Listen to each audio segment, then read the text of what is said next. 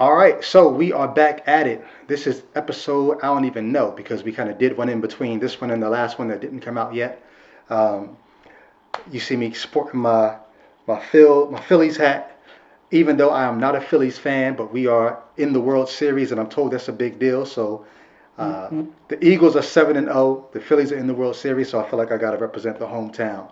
Uh, and then the man in black, my man Jay Witt, aka Jehovah's Witness Protection, is over there chilling.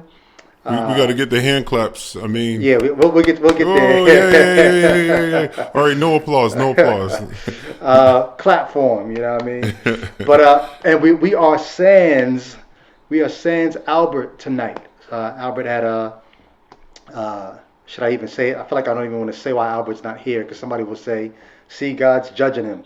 I made the joke in our group chat, but I think if I said it on air, they'd be like, "Yeah, that's the Lord, that's divine."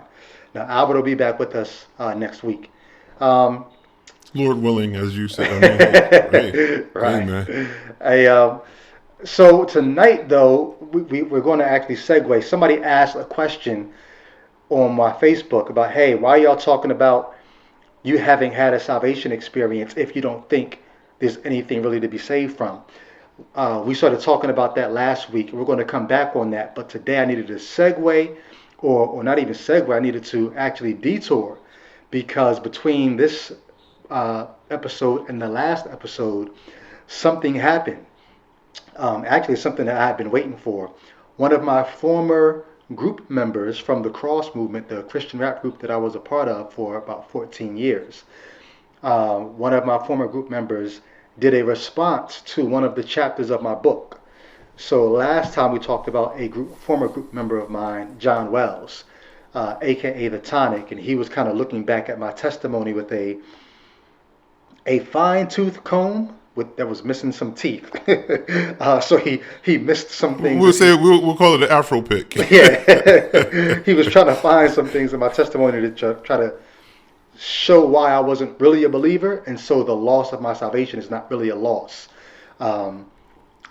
Tonight is a different member of my former group. This is the ambassador, who, by most people's account, by even our account, he was the sort of the leader, the visionary of the group, the most outspoken, vocal one of the group. And even though Cross Movement was not the first Christian rap group, many people look at Cross Movement as the forefathers of especially East Coast Christian hip hop. And this brother, the ambassador, sort of as like the OG of the entire, enterprise. And I will give props where props is due. This brother he was very instrumental in my faith. Part of my testimony was I became very God conscious at first. For about a year, I was very God conscious, reading the Bible on my own, going to church, worshiping, praying, sharing my faith, even doing apologetics in my high school, but still having not really a good handle on the gospel until I met this brother and the partner he was with, a guy named True Life, who was also part of Cross Movement eventually. I met them, and it was almost like Apollos, who was it, that was sitting up under Aquila and Priscilla. Yeah. Right? Was that Apollos who was sitting Priscilla under? and Aquila. Yeah, they were dealing with Apollos. Yes. Yeah, he was preaching. He was preaching some news, but it wasn't the good news of Jesus Christ. Only the baptism of John. Only the baptism of John. So that's sort of how I was before I met Ambassador and True Life. And they actually helped me understand the gospel.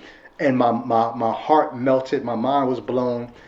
I was already worshiping God, but I didn't realize the depth of the problem that the Bible was trying to, at least the New Testament was trying to explain about the depravity of the heart and the need for salvation. So I credit this brother with actually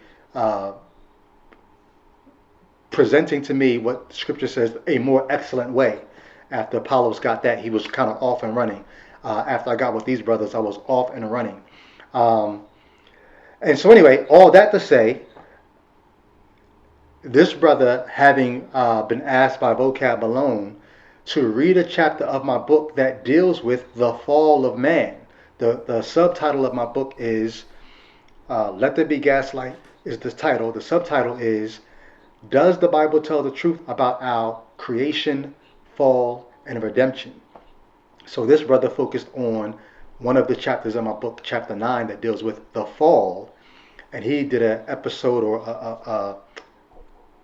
a podcast with Vocab Malone breaking down that chapter, and he says, "I'm not debating, Brady. I'm contending for the faith." And so I just want to ask you, Jay Witt, you watched it. Let's just, before we get into his arguments or defense of the faith against my claims, him contending for the faith, how did he do? Just almost as Well, if you could look at it from the outside looking in, and I guess we are on the outside looking in. How did he do? well, we'll say I'll acknowledge clearly. I'll acknowledge my bias. You probably see me doing that regularly because I know, as a former presuppositionalist, that would be a thing that you would always point out to your opponents that they have biases they're not acknowledging. My bias, obviously, is that I don't believe in this stuff, and I think that they're wrong. So clearly, when I look at Duce, I'm coming with a bias of thinking that he's wrong-headed from the door, and I'm acknowledging that bias at the top. So the most I could do is first let the listener know I believe he's wrong, and then to try to convincingly show where he's wrong. And Now, when you say you believe he's wrong, because there's several things I'm going to contend that he's wrong about. But are yeah, you saying he's wrong just in his overall premise, or in terms of? Because right now I'm just simply asking the way he contended for the faith. Do you even think the way he contended for the faith there was something well, amiss about that? well, yeah. His elocutionary skill is I've always had some respect for it whenever I've seen it. So I can appreciate his oratory, but I did think that for what I feel like he could have maybe achieved his end in a more terse manner. Like he could have done it faster if he had been. Yeah, let's see if we can do that. Okay. But I'll give him a bit of a doubt because it was a live. I think it was live and it was unedited. So Yeah. sometimes people And he will kind of. apologized, like, to not apologize, but sort of just explain, hey, vocab asked me to like load up and unload on y'all, Yeah, so yeah, this is and what and he. this is what load up and unload looks like. Yeah, I drew comparisons. I believe what is it? I believe it's Acts chapter 8. I might be wrong. Where Stephen is giving his defense, and he's basically giving them a going all the way back to the story of Moses. It's giving them the history of the children, and at the end, he's like, you guys, basically, you've always been stiff-necked and always resistant to the Holy Spirit, and he used the entire biblical storyline to do that. I felt like that's kind of what. In like manner, Duce was trying to walk people through the Bible and show how like the entirety of the Bible is refuting refuting Brady's claims. And for So I those who feel are like it not was aware, because some people will not be, Jay Witt keeps saying Duce. Duce is ambassador, the brother that's. Can you see my screen? Can you see the? yes, indeed. All right, that's the brother right there, ambassador, aka Duce. His father's second son, so he's Duce. Those who know him affectionately know him as Duce. So yeah, so I will say to that, the first, I guess, half hour, I thought he was killing it. Not like you, not that I agree with him, but for at least the first half hour, I was enjoying the way he was approaching. This is sort of what I wanted when I put the book out. I thought people would approach it in a more it seemed like a fair way to come at it, even though it wasn't ad hominem so much as he was helping people see how he sees me. Now, am I an enemy of the faith, or am I friend or foe? There was a whole section on am I friend or foe. The way that he was breaking it down, I could just appreciate the approach. I thought it was a great approach. But then as he got further into it, I began to feel like, man, I knew I was going to disagree with your overall point. But now I feel like even the points that you're making to make your overall point, I felt like he wasn't really addressing what I was saying. Not that he was pulling things out of context, but I think he was skipping over a lot and oversimplifying my points. Um, it almost had the effect of a straw man to say that I was saying certain things without telling people why I was saying those things. So it almost would sound laughable if you don't know why I'm saying the things Ambassador is saying I'm saying. So without that background, he could just say Brady says this, and yeah, I do say that, but you don't know why I'm saying that. So he can just tear that down without people having to contend with, well, did he say that for a reason? So the further he got into it, the more I felt like the methodology, I wasn't as appreciative of it as I was at first. Like I said, I thought he And started off and killing it. and this is part of the reason why the whole approach of a person puts a book out and they say, okay, they put it out publicly, therefore we should address it publicly. Yes, I agree, but sometimes having a conversation with a person over the book, Yeah. because we're coming to, again, we're constantly, this is a persistent issue here. It's like a perennial issue in these discussions, one of comprehension, reading comprehension. And this isn't an insult to anyone's intelligence. This is to say a person can be able to read quite well, but when you're talking about very, very nuanced argumentation, I don't know if Duce read the whole book. He may have. It seems that he read more of the book than just chapter 9. I spoke with Ambassador, and he told me that he had only read chapter 9 and the foreword. Outside of that, he heard quotes from the book from other people. This is surprising because some of chapter 9 is based on arguments I made earlier in the book, but he dismisses those arguments without having read them. But even still, when you're dealing with a certain amount of nuance, sometimes it might, perhaps, now this is just a thought, this is totally spontaneous. Maybe it would have been nice, even if you see this person as your enemy in this topic, like if they see Brady as the enemy, to have Brady on and interview him. Yeah. So that you could actually get him, because you don't really do a good argument against the thing until you presented the thing that you're arguing against in a way that the person you're arguing against would appreciate Or themselves. you could, I mean, that's what's called steel manning your opponent's position as opposed to straw manning it. And at least try to do your best job to present my position so that even if I'm not there, I could hear it and say, at least I was well represented. Don't leave the person that you're discussing, don't leave their work misrepresented or properly represented and then give people the impression, see, that's what he was saying, and then I demolished it because now you kind of are straw manning.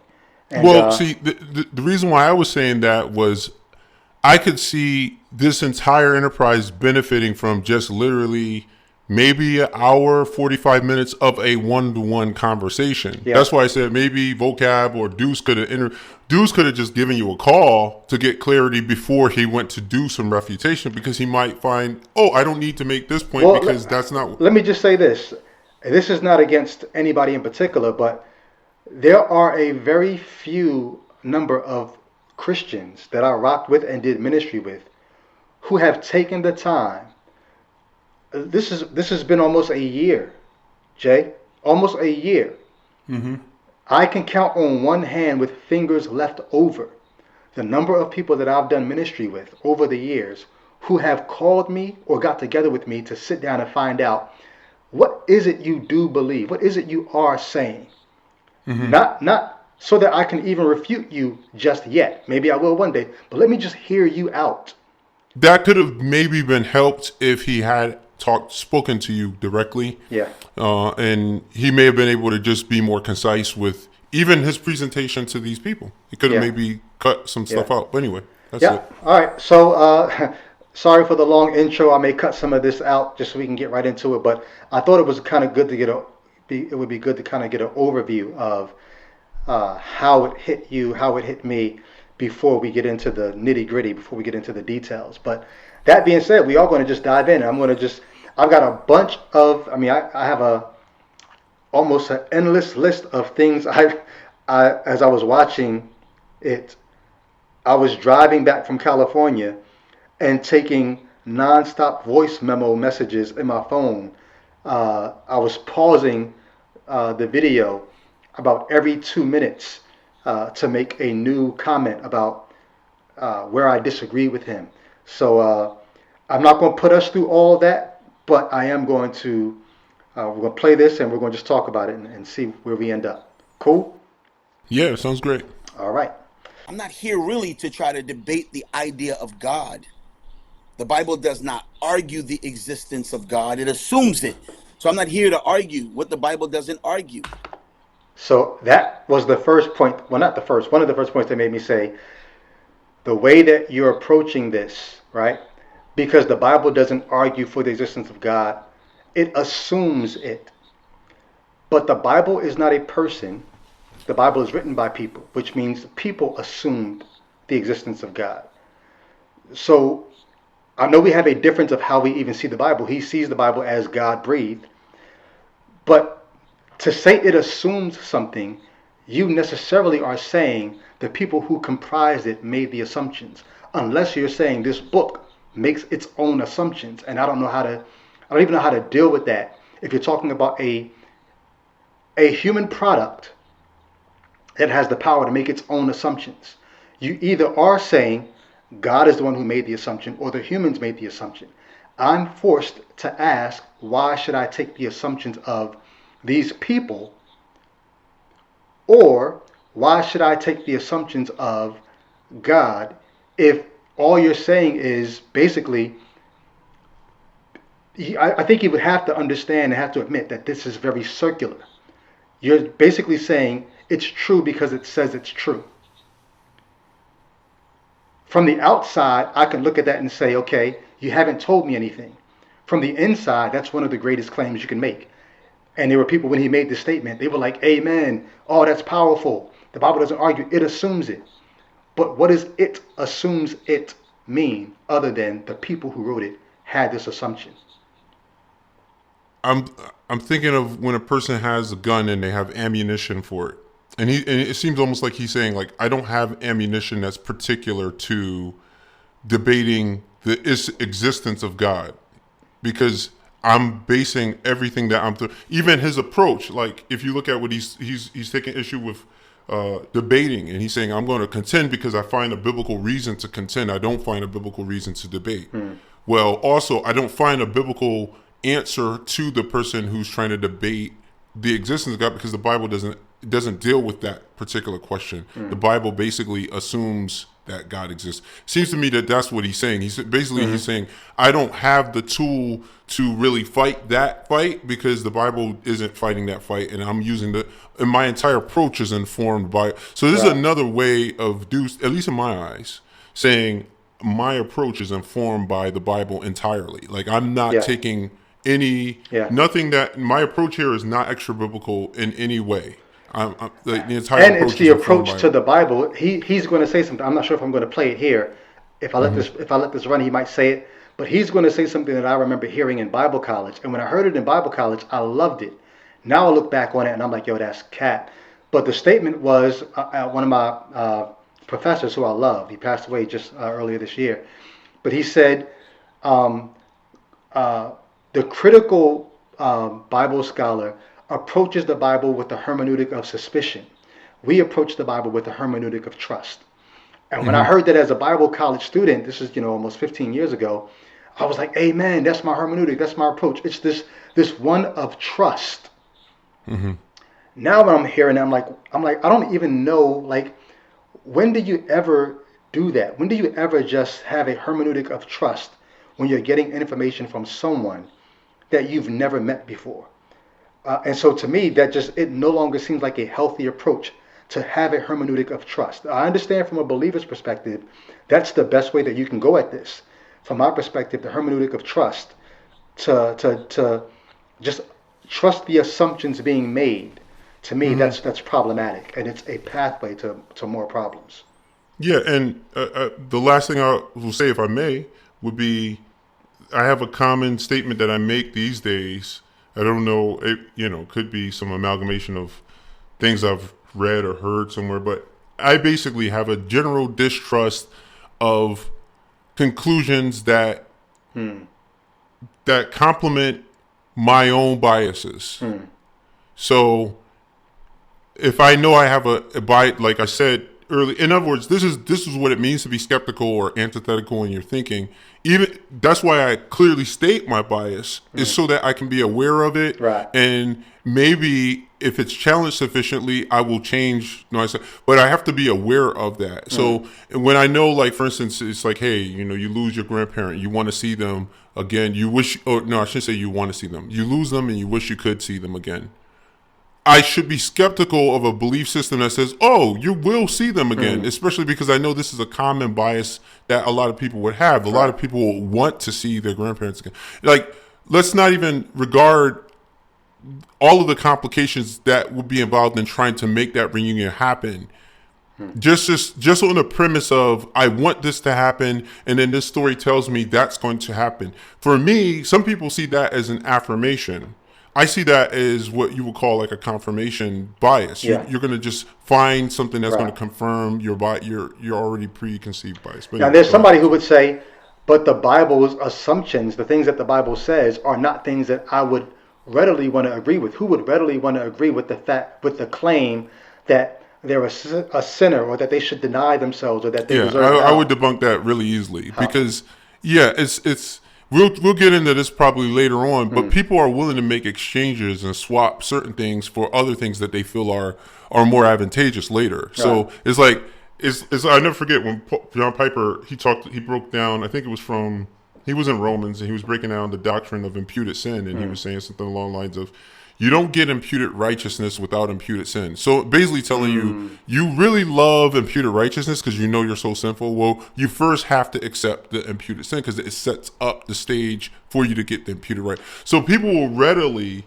adopt beliefs and stories that go against their natural instincts and their natural If they think they're inclination. getting something better out of the If deal. they're and that will, this little comment will probably come in handy later on in Yeah. this critique of this video. But Yeah. yeah, Good I'll leave stuff. it at that. Let me let it play and see if he's going to say anything else.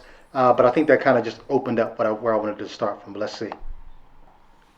Say seems. Sounds, I'll say sounds like. A cynic. A cynic. A cynic is a person who believes that people are motivated purely by self-interest rather than acting for honorable or unselfish reasons. So what he's going to talk about here is the way I'm looking at the Bible. He doesn't appreciate the fact that I'm looking at the Bible as people who wrote with an agenda. People who wrote with, there were things that they wanted to accomplish when they wrote. Now, granted, everyone who writes for a reason. So I'm sure he would say most Bible scholars would say, yes, the biblical authors had an agenda. But what he doesn't like is I'm hinting at there was something human about the agenda, something non-divine about the agenda, and not even necessarily selfish. I would say nationalistic about the agenda that you find from the biblical writers. And he's going to say, I sound like a cynic because I'm suspecting the motives of the Bible, the biblical authors, believing that people are acting for selfish reasons.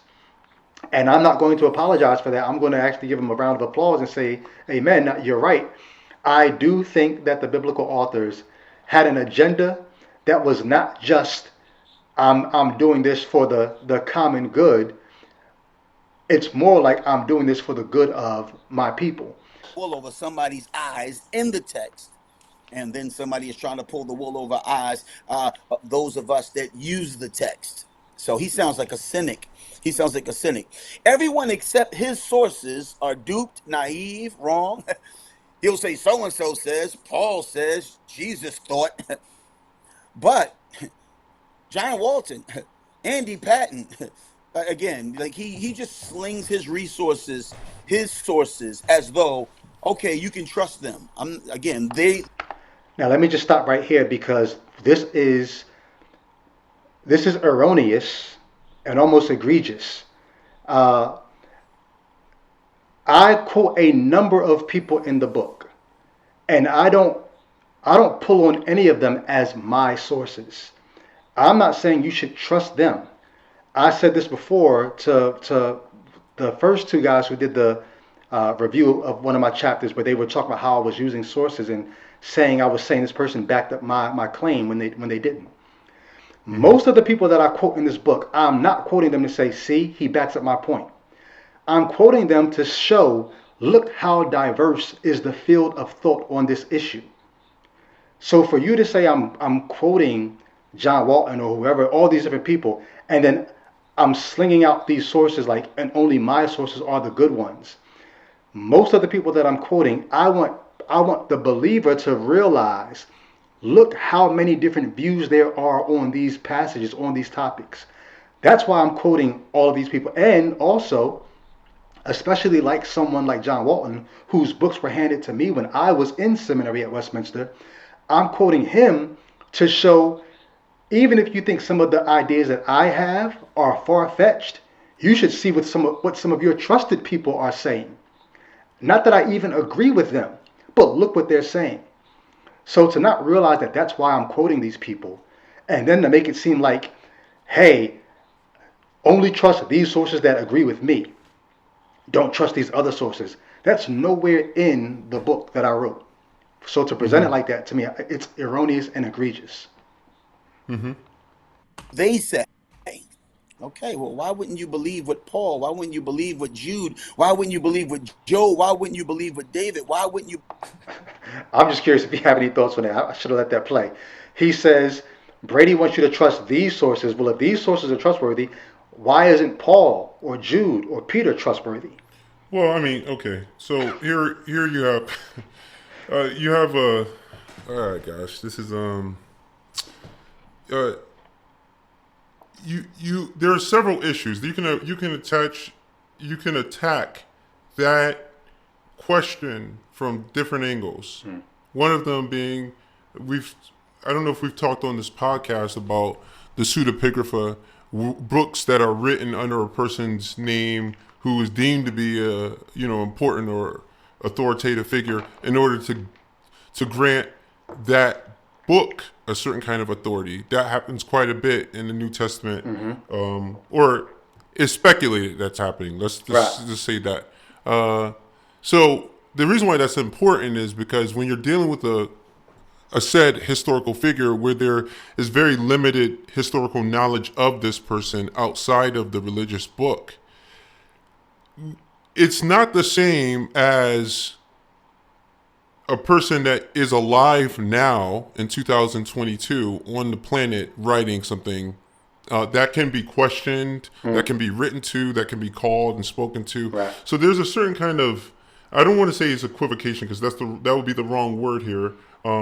But there's a certain kind of equivalence is a better word here that he's proposing it's a fallacious equivalence. It's not equivalent to talk about a person we know is a real person who wrote a book, and then to speak about somebody who we do not know. Like he mentions several figures. For instance, David may have existed. I mean, I'm not saying this because I'm intentionally trying to be sketchy on. I'm just saying we have very limited knowledge of this historical figure outside of a religious book. Right. Like if you go outside of it, there's very limited attestation to his historical existence. Right.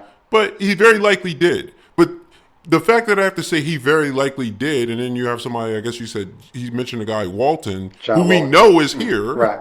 We know this John Walton is here. These are not equivalent things. So I think there is a bit of a fallacy that he's presenting the listener with, that if they're not savvy enough, they don't actually get that distinction. They might just say, yeah, he does make a good point. Books are written by people. Why should I take one person's word over another person? Well, like I said, if it's pseudepigrapha, you already might have a sketchy motive right from the door. And who even knows if the book is written, like for instance, in the New Testament, for instance, they might mention they might speak of the words of David as, and it is an umbrella term, or the prophets they might use as an umbrella term. Or Moses. To say that, yes, you had a certain writer of certain psalms named Ethan. You had other writers who wrote psalms that were not David, but they're in there. But generally speaking, he's the author. So when you're saying why wouldn't we trust this person? It's like, who are you talking about? Like, I Mm. don't even know who wrote these books. I'm not saying that trying to be Yeah, funny, I got you. but it's like, even if you are a Bible believing Christian, there are books in the New Testament that the authorship is just very dubious. You don't know who was written. Prime example is the book of Hebrews. Well, No yeah, one yeah. knows who wrote the book. I mean, some people assume it was Paul, but it doesn't seem to be like Paul's Right. language. So Well, why don't we just talk about the Gospels? We have no idea who Matthew, Mark, Luke, or John were, and those names were added to those books in the, I think, second or third century. So these are the Gospels according to we don't know who. These names yeah, are appended to the text. Uh, yeah. so so that being said, why not trust Paul, Peter, this one or that one? And I'll add one more thing to that. There's a saying amongst skeptics: extraordinary claims demand extraordinary evidence.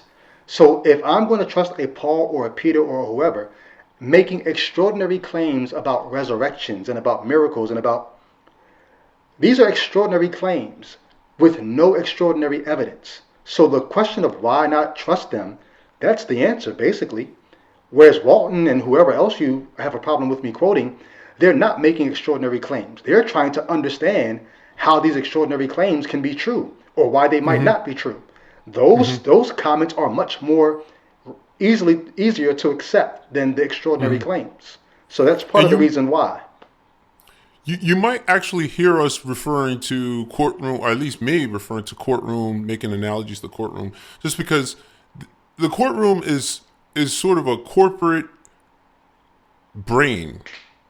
It's us as a society saying this is how we think through guilt and innocence. Basically, this is how you do logical thought.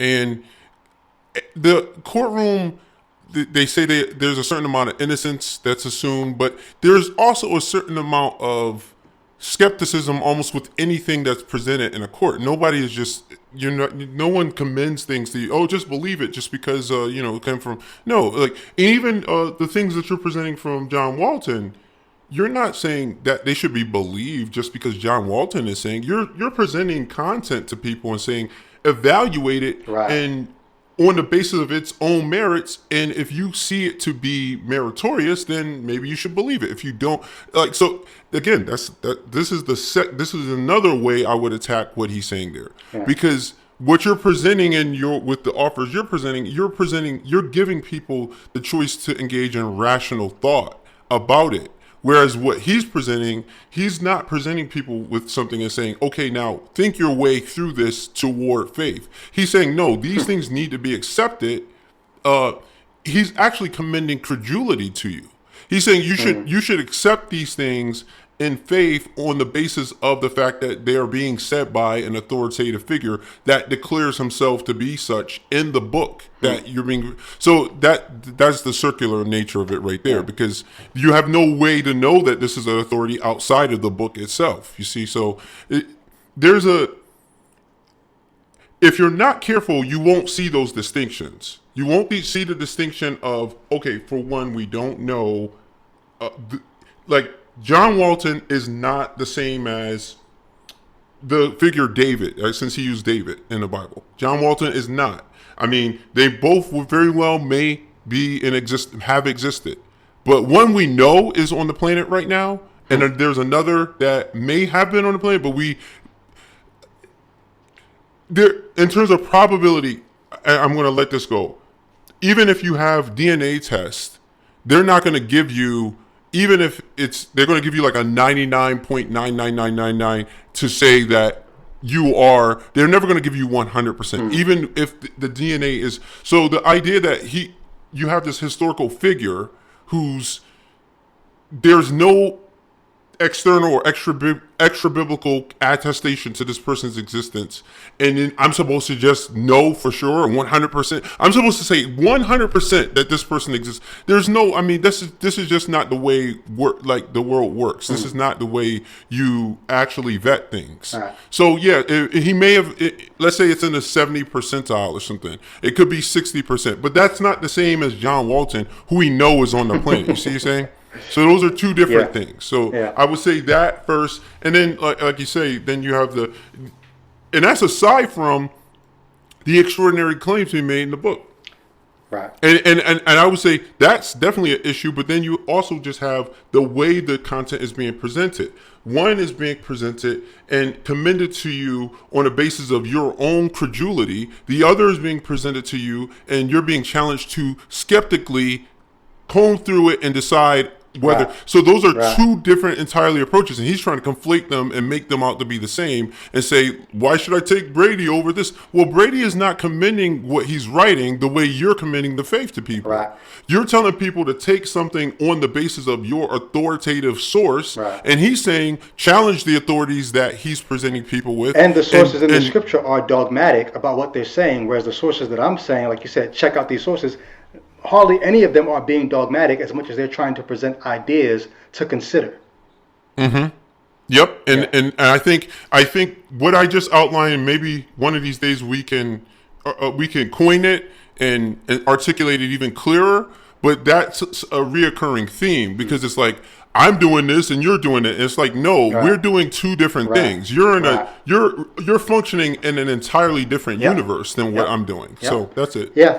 And he does talk about the differences of the universes that we're in terms of the worldview. He has a hermeneutic of trust, where I do have a hermeneutic of suspicion that I think is warranted. Now, he's going to... But I got to interject. Right. Because he's conflating what you're doing as being the same thing as what he's doing here. In this particular clip that you have played, he said he's presenting us with sources. Gotcha. I'm presenting. Why should you trust? So let's not give him more than he's even given himself here.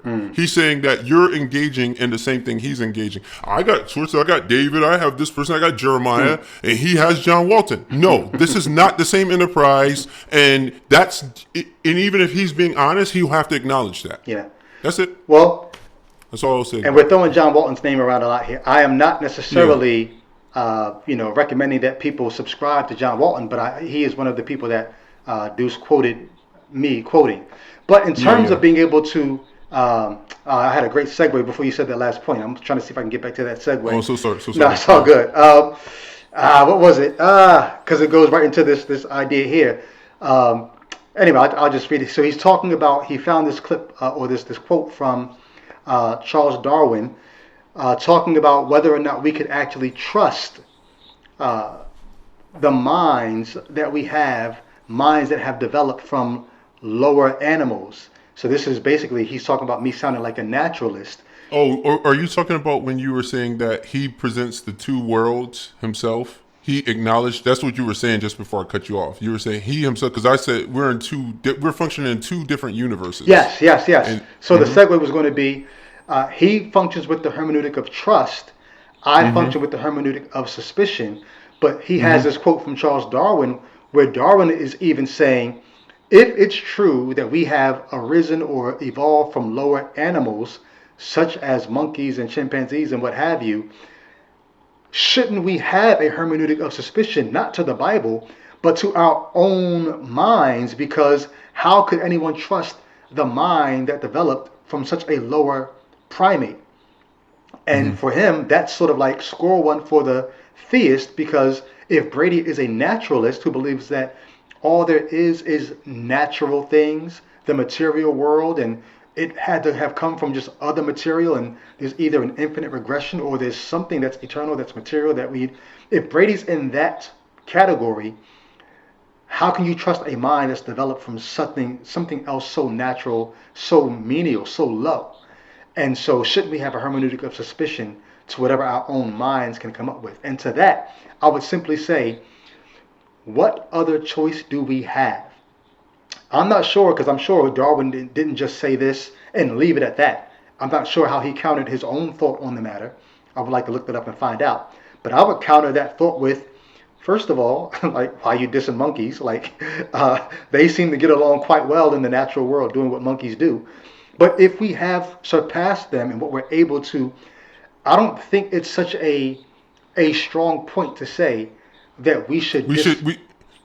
We should stop here because continue with your point, but I'm just saying you got to make a note because they're going to laugh. Oh, what he's saying monkeys, or they're going to try to go in on that. But after you get your laughs off, understand it in the context of what he's saying. Right. So the idea though is, whatever we have evolved into, it gets us by.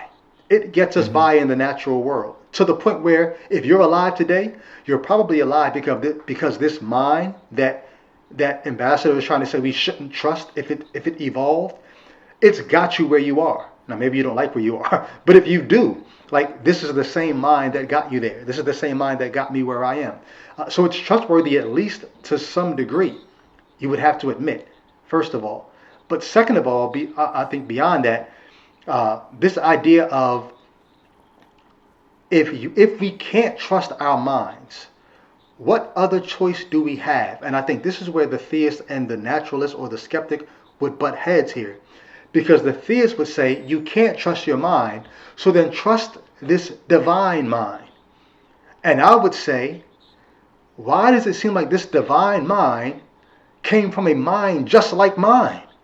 So basically what you're saying is don't trust your human mind, trust this divine mind that came from these human minds.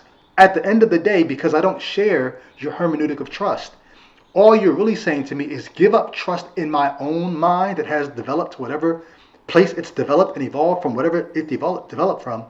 Give up trust in that and trust these other minds that developed the same way just thousands of years ago.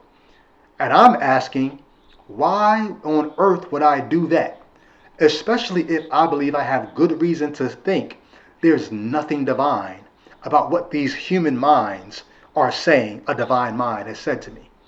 That to me just seems ludicrous. Well, they have their texts that have been, like I said, this religion has been engineered, and it has had a committee that has spanned hundreds of years to engineer it and get it just right. So you've had verses there to buttress the faith from within side. We say, lean not on your own understanding. Right. So that when they hear you saying that, what else do you have? And he's like, well, he's commending to me what the Bible tells me not to do, which is to lean on my own understanding, on my own mind. And, in all your ways acknowledge him and he'll make your path straight. See, Brady's on a crooked path because he's leaning on his own understanding.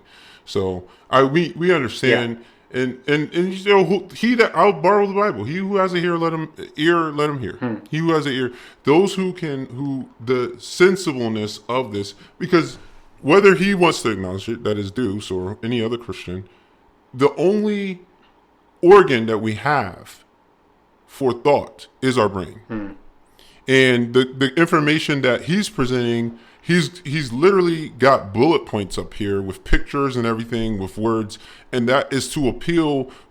However credulous he's commending you to be, he's appealing to your thought process, your brain. So let's not get it twisted when they're saying lean not on your own understanding. You have to have a certain kind of understanding you come to embrace that thought. It's a bit circular in a sense. Basically, don't trust your mind, but if what I'm saying to you makes sense, then trust your mind. Then trust your mind. So it's like, So it's like, don't let them get you with the okey doke with that, because that's definitely a bit of circular thinking, even in that statement. Yeah. Okay. All right. Next clip here. Let's see if I can get right to it. The Bible starts by saying the fool says in his heart there is no God. The fool says we're just dealing with the naturalistic world. And the Bible doesn't pull any punches by saying it's the fool that says that.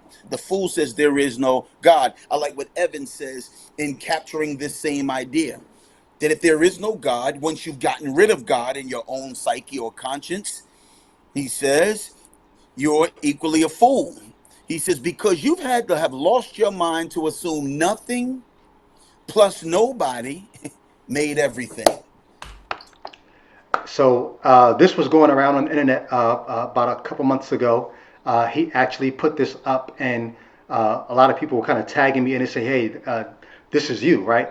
You must be a fool if you think nothing plus nobody made everything.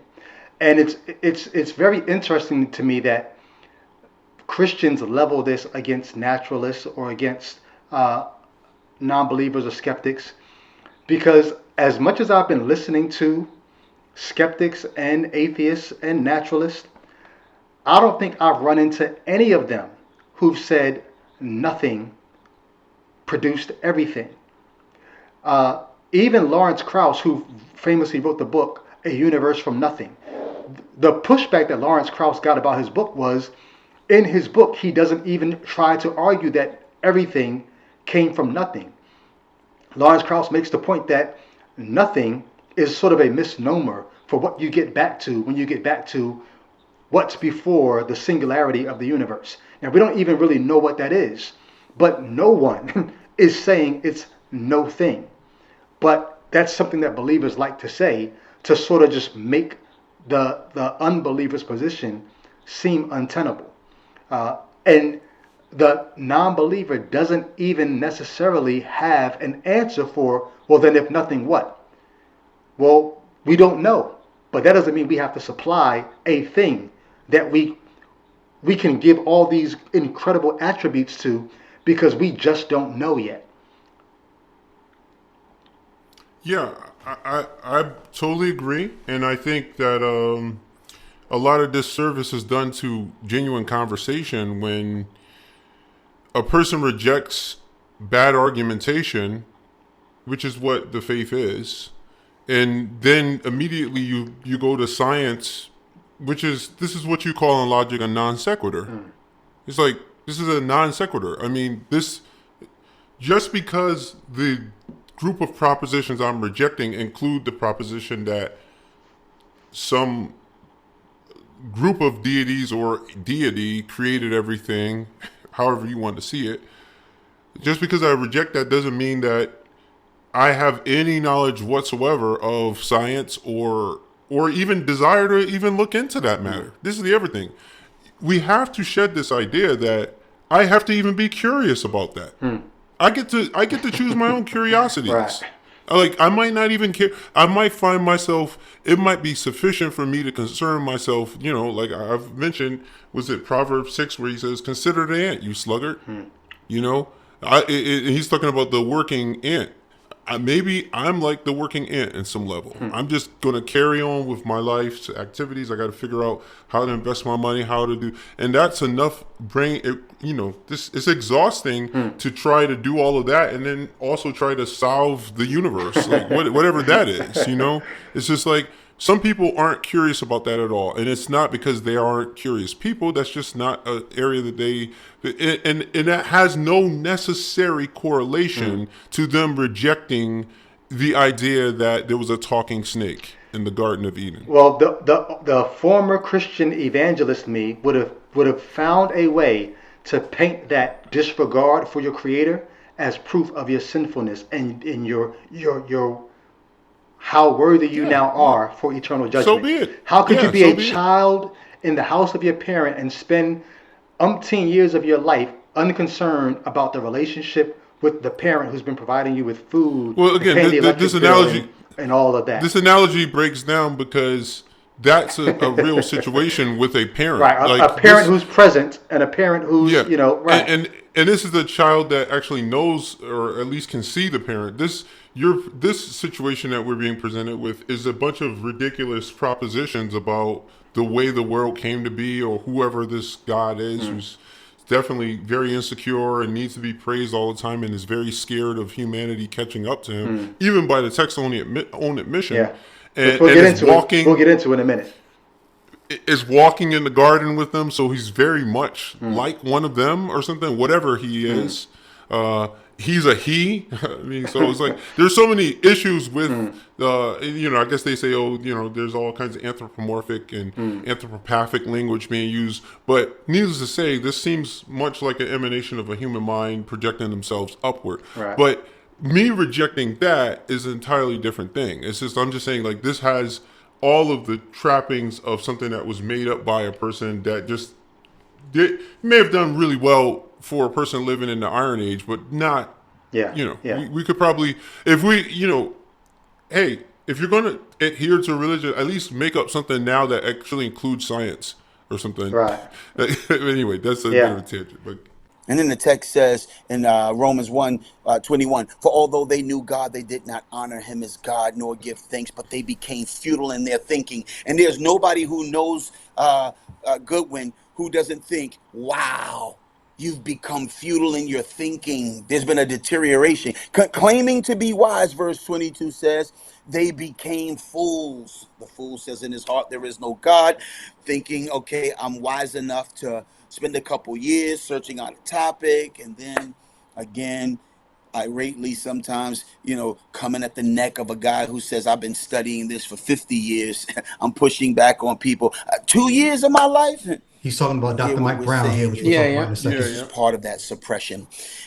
This part, he's talking about, the Romans 1, the famous passage about people know about God from the things that are, you can sort of just by inductive reasoning arrive that there is something that is unseen from the things that are. Then he says, we know. Then he talks about me as a fool suppressing this knowledge of God, but I still know. That, of course, that's a classic Christian claim that unbelievers are not really unbelievers because they know. They're just suppressing the knowledge of the truth. I'm just going to be honest. I find it I find it both funny and sad that we think we can go to a ancient text and use that ancient text to tell someone today, because this text says this, I now know what you believe more than you know what you believe. So that he knows that I believe when I'm saying I don't believe. The problem is, in his eyes and in the eyes of Romans 1, I know God exists. It's not even a matter of belief. The text is saying it's not even I know. It's not even a matter of belief. It's that I know God exists and I'm just suppressing that truth. I can tell you this. I am suppressing nothing. As a matter of fact, to believe in God, I would have to suppress my doubt, not the truth. I'd have to suppress all the things that I now know. This book does not reflect reality. For me to arrive at belief, I'd have to suppress that. It's ironic for someone to say, I'm suppressing the truth. And the reason you know this is truth is because someone thousands of years ago said it was. And the more ironic thing is, Paul says we're supposed to trust our senses, our five senses. And that's supposed to feed us information that our minds are supposed to compute and say, because this, bam, God. Well, what happens when you start trusting your five senses, but now your five senses are aided by things like microscopes and telescopes? And when you look at the most minute level, you see things that conflict with the Bible story, such as the genetics within us that tell us that we're related to the primates. What happens when you look through a telescope and you look and you see, oh, there is no heaven. First, there is no dome in the sky, and there is no heaven beyond that. When you start looking at the things that the Bible says, hey, just trust your senses, you'll end up at God. But now, thousands of years removed, you do try to trust your senses. Mm-hmm. And those senses point you away from what this God supposedly said. What do you do then? Who's suppressing knowledge at that point? The believer or the atheist? Well, I think as a former Christian, I would say based on, was it 1 Corinthians, I believe it was like 2? 1 Corinthians 2, somewhere around 12 or 12, 2:14 or somewhere around there. 1 Corinthians 2, it tells you that the natural man does not accept the things that come from the Spirit. Mm. And I know that that's the immediate defense. That's why I but hold on. Speak a little. The issue though is, I was not the natural man. I was the spiritual. I was the born again man. Well, they would of course would say right. that well, some of them would say that you've only proven yourself to have never been right. indwelt by the Spirit, and their argument. That's what I'm saying. Like, we really can't. We have to address head on the idea that this has been engineered. Mm. They've been like I say, when you when you have a committee working on a thing, you get the best minds over many especially if it's over many generations. They are able to address some of the major, and particularly here where we're talking about the issues of epistemology and so forth. these things have been able to be addressed by people over many generations who have been able to expertly engineer it in such a way that almost any rebuttal you could come up with. That's probably why I would take issue with you saying an ancient book. Not that I don't Gotcha. agree I with get you, you. but It's not as I ancient just think as you would think in light of all of the efforts to. This is what I talked about, massaging the text over the millennia. when you're dealing with something like here, like a text that's, spanning hundreds of years, and where you have different authors, like I say, people inserting things to correct for problems made in other places and so forth. And when you get to a passage like the passage in 1 Corinthians that I'm referring to, they've clearly engineered it so that no objection can even hold up in the eyes of a person who's bought into the system. So we're going to Is do there a like, whole episode on biblical passage that sort of booby trap it so that you can't get out. You can't think outside. and this You can't get outside. and that 1 Corinthians 2:14 is one of those things where they booby trapped it. Like, the unbelieving person can't accept the things that's written. And they say this data that I'm presenting you with is basically metaphysical data. Believe it or not. It's like I'm presenting you with information that this is what Stephen Gould talked about, where he talked about these non-overlapping magisteria, or what Kant would call the noumenal and phenomenal. These things are so separate that this category of information, because of the fallenness of your mind, you can't get this. This kind of thing can only come by the revelation. But what do you do when the noumenal starts speaking on the phenomenal and gets it wrong? What do you do with that? Well, they would say, because your mind has already been darkened, and it's funny that you have this passage, Romans 1 up here, because in it, he's outlining, this is really just, if you look at the amount of times I'm looking at, it's like you have the word truth here. We have known, we have perceived, clearly perceived. We have knew God in verse 21. We have thinking, in their thinking in 21. We have foolish hearts were darkened. You see, so this is, the whole passage is dealing with epistemology. Yeah. It's like the theory of knowledge, but it's all based in a bunch of metaphysical gibberish. Right. It's literally metaphysical gibberish. Like, they're ungodliness. Okay, this assumes that there's a God. You can't be ungodly if there is no God. So all of this is contingent on ungodliness. Which, if that's not true, if there's no God, and then there's subsequently incidentally no ungodliness, because you can't have ungodliness if you don't have a God, then the whole basis of this argument falls apart. But if you believe, the passage starts with the wrath of God is revealed from heaven against all the. Now, of course, you say, to whom is it revealed? To the person who, according to 1 Corinthians 2, this person who's already bought into the system. Right. To the other person, they say, "Oh, that's just coincidence," or whatever else it is. But in the passage, he's saying it's being revealed against all the when you go on to read it, the wrath is essentially turning them over to their lust so that they can self-destruct, essentially. Because I remember when I was a Christian, I memorized this whole chapter, Romans 1. And one of the conclusions is that he turns them over to their evil. And so some people might think that indeed Brady is reprobate. He's been turned over. His mind is foolish.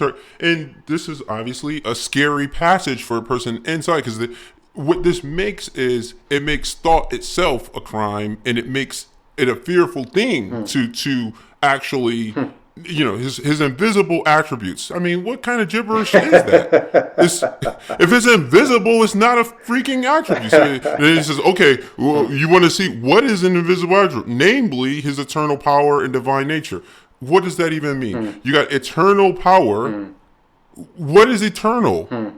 And what kind of power? If we say Jay Witt is powerful, the power of his imagination, or the power of Jay Witt to lift something, right?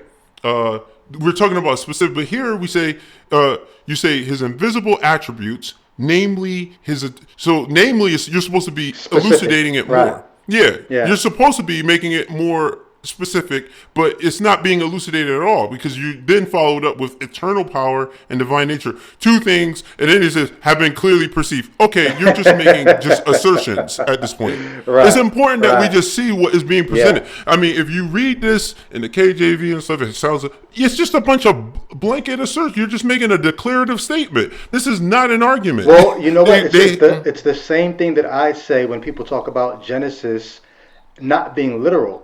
And I say, well, okay, that doesn't automatically make it non-true, but at that point, it simply becomes assertions. If it's not literal, then there's no way to test it. These are assertions that I don't know what to do with.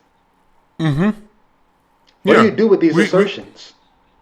you just laugh at him. That's what you do. That's the proper response. He says his invisible attributes, okay, however ambiguous, namely his eternal power and divine nature, have been clearly perceived. Okay, so you can clearly see his invisible Well, attributes. no, but What no, are we look, talking about? you can see them. This is what the text says. You can see these invisible things through what? Through the things that have been made visible. But all this means to me is, how do I know this is not just some ancient person taking credit for what is to give it to that which is not? How do you determine that?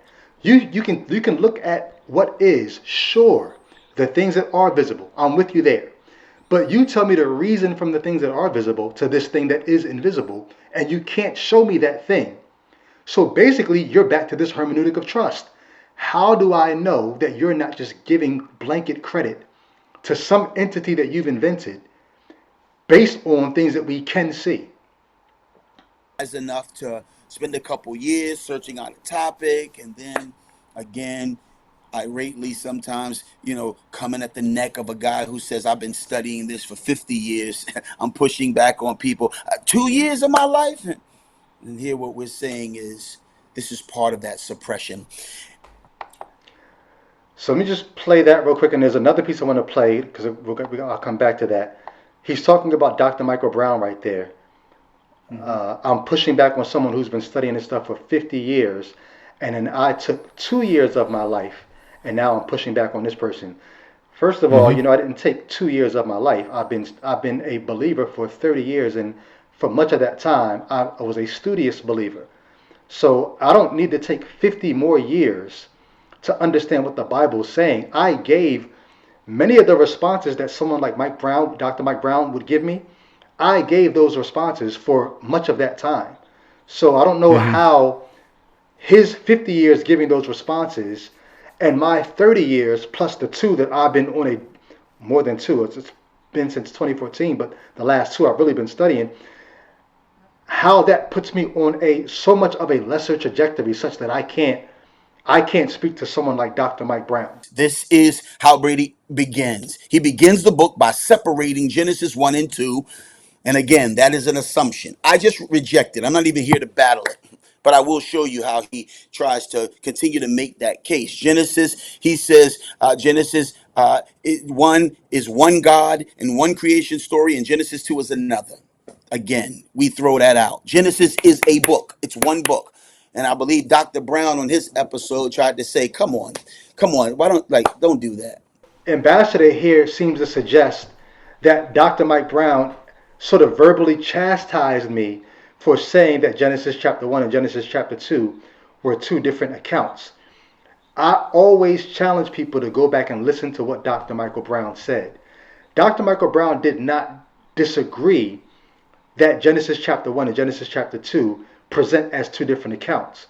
What Dr. Michael Brown said was, right, that either the person who wrote Genesis 1 and Genesis 2, or allegedly different sources and somebody put them together, that they could be that incredibly ignorant that they didn't see that they put together irreconcilable accounts that anyone with a working brain would throw out. That to me strains credulity. That to me is so mind-boggling. I have to ask, okay, why are these accounts here? And there are various ways to read them. One is to say that Genesis 1 was never intended to be chronological. It's meant to present theological truths about God the Creator laid out in a systematic 7-day schema. And Genesis 2 is now giving us chronological order. It's one way to read it. Another, Brady discusses this option. The thing to me, once again, is how could anyone with a working brain that could write something that people are now going to study and revere for centuries and centuries and consider sacred make such stupid mistakes right out of the gate? So when I see that, I have to say, okay, well, obviously I'm reading something incorrectly. Now, again, there are scholars, top scholars, solid people, great thinkers, and in their mind, they have fully reconciled Genesis 1 and Genesis 2. And some of the arguments to me are more convincing, some less convincing. He said, when I see that, which means there must be something there to see. When Dr. Mike Brown, he said, when I see that, what's the that? The way that the two present themselves differently and in a contradictory way. I've got to say to myself, I must be reading this wrong. Like, this is so clear that these two are not the same, that either I must be reading it wrong or the author must be doing something different than what I think. And then Dr. Michael Brown says, maybe one of them is not literal. That does not mean that Dr. Michael Brown disagrees with me that Genesis chapter 1 and Genesis chapter 2 cannot be literally the same thing. And these guys always, from Ambassador to Vocab, they always misrepresent my point here. For the 1 billionth time, my initial point is not because they disagree and contradict, they can't be true. My point is because they disagree and contradict one another, Genesis 1 and Genesis chapter 2 cannot both be literal. There's so much about the creation stories that point to these were originally two different stories, not the least of which is the way that God is presented. So Ambassador disagrees with that. He says it's one God. But then he's going to get into this idea here, and I'll play it. Again, you don't read any other book like that. You don't read any other book. It's one thing if the book tells you that it's two different gods and two different creation accounts. But it is, again, it's unfair to go to a book and assume that their chapter 1, where they introduce a guy named Larry, and then in chapter 2, now Larry was, or they introduce a cop. Now the cop's name was Larry, right? That's two different cops and two different Larrys. Again, nobody does that. You don't read any other book. What other book do you do this to? What other book do you try to tell the author who put these two stories, or however these two stories came together, they're together now? Why don't I just accept what the author presented and let the author speak for himself, as opposed to saying, yo, those don't go together? You don't do that to any other book. What would you say to someone who says, why are you pulling out this magnifying glass to look at the Bible and try to tell it, hey, your stories don't match up. You said this here and this here. I don't think that go together. You don't do that to no other book. Why are you doing that to the Bible? Mm-hmm. What would you say? All right. Yeah. Well, this is so exhausting. It really is.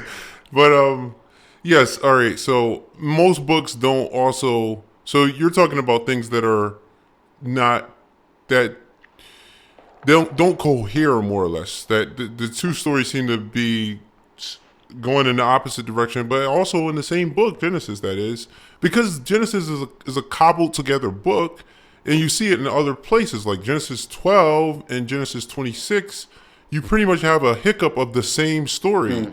What are the chances that this man goes to a town, tells the guys his sister, the king, the king just so happens to be interested in his wife, for one, right? And then he just so happened to have told the folks that it's his sister, then the king somehow figures out that it isn't his sister, and he's like, why didn't you tell me? I could have ended up taking you. And then, what do you know? He has a son, and the same thing happens to his son. They're literally the same thing. It's like, I'm not going to say that, just like I'm not going to say I know who wrote these books. I'm going to give them the benefit of the doubt. Maybe it did happen 2 generations in a row. Is it likely? Probably not. But it does seem to kind of point in the direction of this is literary, this is not the literal. product. Yeah. Well, this is probably the case of some story that somebody had being told in different ways, and the names of the character. Because you see this in other places in the Bible. That's the other thing. So I mean, I hinted at that in the you referenced when Al was talking about some of the critical stuff not being the determinant factor, but after he kind of exited, then he could start making sense of it. Well, similarly, when I start combing back through some of the stories I had read, I could see these clear things like Genesis 12 and Genesis 26 hiccuping. So that's the longer-winded way of saying when you go back to Genesis 1 and 2, when you see that later in the book, and you realize, oh, maybe this is like sort of like a compilation instead of a singular author writing everything out. And some of the things that Duce is assuming you wouldn't have. He's like, you don't read any other book like this. What? Paul Bowles isn't going to write a book and in the first chapter contradict what he writes in the second. Well, that's if you assume that this is the product of one person just writing a novel, and it's not a person sort of making a quilt with stories from other people. And so most biblical scholars of the Old Testament recognize the different voices, the different strands, the different strata of the stories being told. But here's the interesting thing. As soon as a documentary hypothesis type stuff. That type of stuff, exactly. But here's the interesting thing. As soon as I heard him say, what other book do you do this with? I instantly thought, this is human history we're talking about. I'm not saying the Bible is human history. I'm saying the history of humans telling stories involves this kind of thing. So without even knowing, I said instantly within my own soul, I'm sure this happens with almost every you other... said soul. Yeah, right? Easy. I'm sure this happens with almost every other ancient writing, because this is just what happens with writings. But I'm just going to say this. As Christians, sometimes the worldview is so myopic. You're looking through such a small hole, or you're standing so close to the chalkboard, that all you can see is what you're doing. If you were to step back, you'd see that there's so much more. It's almost like on my Facebook page, not on my Facebook page, on Facebook, somebody said, a Christian hip hop dude, he said, not talking to me, just talking in general, how come you always see atheists trying to debate Christians? How come you never see them trying to how come you never see atheist and Muslim debates? And I'm like, bro, if you just stepped outside of your bubble, you would realize that happens all the time. But you think people are only addressing or even attacking your specific thing. Like, no, there's a whole world where this happens to every belief system. And the same thing you're saying. So let me just pull this up real quick. I'm going to share my screen. Stop sharing this. Can I say something while you're pulling that up? Yeah. There's a great irony also that I noticed in this. Like, on the one level, they want you to read the book in a special category, like unlike any other book. Yeah. They want you to not approach this like everything else that you do. Like, he's saying, like, yo, we're gonna just assume like the claims of this book. Like, we don't do that with other books. Yeah. So on the one hand, he's telling you approach this book different than other books. On the other hand, he's saying, yo, you don't do that with any other books. Why are you going to? It's like, which way do you want me to do this, bro? And because of what this book is, it demands this kind of scrutiny. But you understand what I'm saying? Yeah, I do. Like, right. It's a classic case of a special pleading. It's like, on the one hand, you're like, yo, I want you, this book is making wild, extraordinary claims. Accept them on the basis that it's being said in a book. I don't do that with any other book. And then on the other hand, you're going to be like, yo, come on, man. You're gonna slice and dice this? You're not doing that with any other book. It's like, bro, which way do you want me to do it? I'll do it whichever way you want me to do it. Just give me one option. Tell me to read it like I read other books, and I will do that. Tell me to not read it like I read other books, and I will do that, bro. Right. So look, I'm gonna share this. Talking about other books, right? Yeah. So I just said, let me just look at 2 other books to see if people do this to other books. So think about Homer, right? The Iliad and the Odyssey, right? Do people do this with other books? These are famous books, right? Greek writings about, you get the story of Troy, right? Helen of Troy, right? The Iliad and the Odyssey. So there are all kinds of debates among scholars about the oral tradition behind the Iliad, because you have these repetitions of phrases, you have these interpolations of things that seem like, man, that came in book 10 of the Iliad. You have this story that most people are saying that had to have been from a different author. Now, for the most part, the Iliad, they would say it's probably the same author, but you have these different iterations because there was an oral tradition, and when you tell something orally, you can amend it on the spot each time you tell it, and then the story kind of grows and changes. And so they're looking at the story saying, you can tell that this is where the story kind of shifted and where it changed, and this wasn't original, and this was added, and this part was probably a different author. They do this with other books. But then it was interesting because I said, I'm sure, I've not even heard it done, but there's got to be people doing this with the Quran. And so I just went looking. This was not even it's like maybe the first or second thing I saw in my Google search. All right. So and of course, a lot of this stuff is being done by former believers, right? So this is a former Muslim, this guy here, Mumin Saleh. Hope I'm saying his name somewhere near right.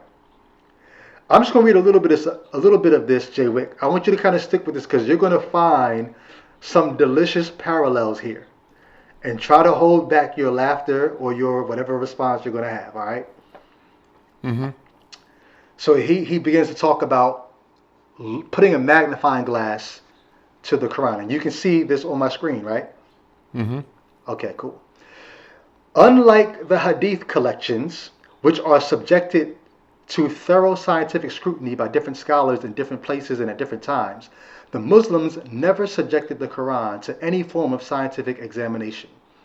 On the contrary, they are warned against it. When it talks about scientific examination, it's not saying, do the claims of the Quran match up with what science says? It's not saying. Yeah, I know. Yeah, I'm saying this for the listener. This is for the listener. Yeah. They're talking about scientific examination is doing the historical criticism of, can we tell how this text came together?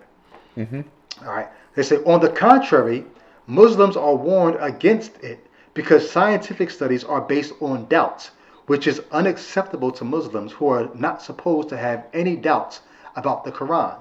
It is essential in Islam not to doubt the divine origin of the Quran and its preservation by Allah Himself. To boost their confidence, Muslims learn to recite this verse as evidence of Allah's promise to protect His book from corruption. From corruption. It is we who sent it down. I guess this is Quran, and this is Allah and His divine council, or the angels around. It is we who sent down the Quran, and indeed we will be its guardian. So this is just his introduction to why the Quran has not been subjected to being treated like other books. Now check this out. I don't know if that's talking about Allah and His divine counsel, though. It sounds like almost like that's talking about the community that wrote it down, because you do understand. This is the former Muslim saying Muslims learn to recite this verse as evidence of Allah's promise to protect His book from corruption. So that it is we. Yeah, but that wouldn't be but I'm pretty sure that wouldn't be a reference to a council or anything, because they don't have anything like that at all in Islam. But they have angels. They do have angels. It was an angel who actually came and spoke to the Prophet Muhammad, right? So yeah, okay. So yeah, and the fact that he's capitalizing "we," I've got to think this is divinity. Yeah, but you know what? I'll yeah. I could be wrong, but yeah. No, go ahead. Well, let's go on and see what he says here. And Christians, like, just think. You should be thinking, damn, that's kind of similar to how we get down, right? With what we just read. But check this out. The Quranic verses are divided into two distinct groups: the Meccan verses from Mecca, which were revealed over 13 years when Muhammad was in Mecca, and the Medina verses, which are revealed in the last 10 years of Muhammad's life in Medina. The differences between the two groups is so obvious and striking in both content and style. The Meccan verses are remarkably shorter and tend to contain more unfamiliar words. As Muslims start to learn the Quran, they are told from the beginning about the differences between the two. Now listen to this. The Christian or the non-Muslim person would look at this and say, that sounds like somebody's trying to gaslight you here, right? We would say this about somebody else's faith. He Mm-hmm. says, when Muslims start to learn the Quran, they're told from the beginning about the differences between the two groups. They are also given an explanation for this observation. Here goes the explanations that they're giving. The Arabs in Medina were less eloquent than those in Mecca, so Allah lowered the level of the Quran to match their level of understanding. And this is this former Muslim talking.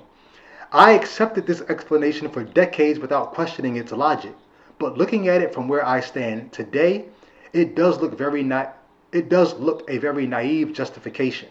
And he goes into why. The Arabs in Medina spoke the same language as those in Mecca, and there is no reason to believe that they would have had problems understanding the Meccan style. Besides, they were still required to learn the Meccan verses anyway, just like the Muslims do, just like all the Muslims do. Although not convincing, the above explanation makes a good point. It would really be nice if Allah speaks to people in languages they can understand. There is no acceptable Islamic explanation for the striking change in style between the Meccan and Medina verses, but there must be one, and I believe it is the usual explanation behind any change in style, which is change of author. The Quran had at least 2 different authors, but probably more. The differences between the Meccan style and the Medina verses are glaring enough to suggest that they were even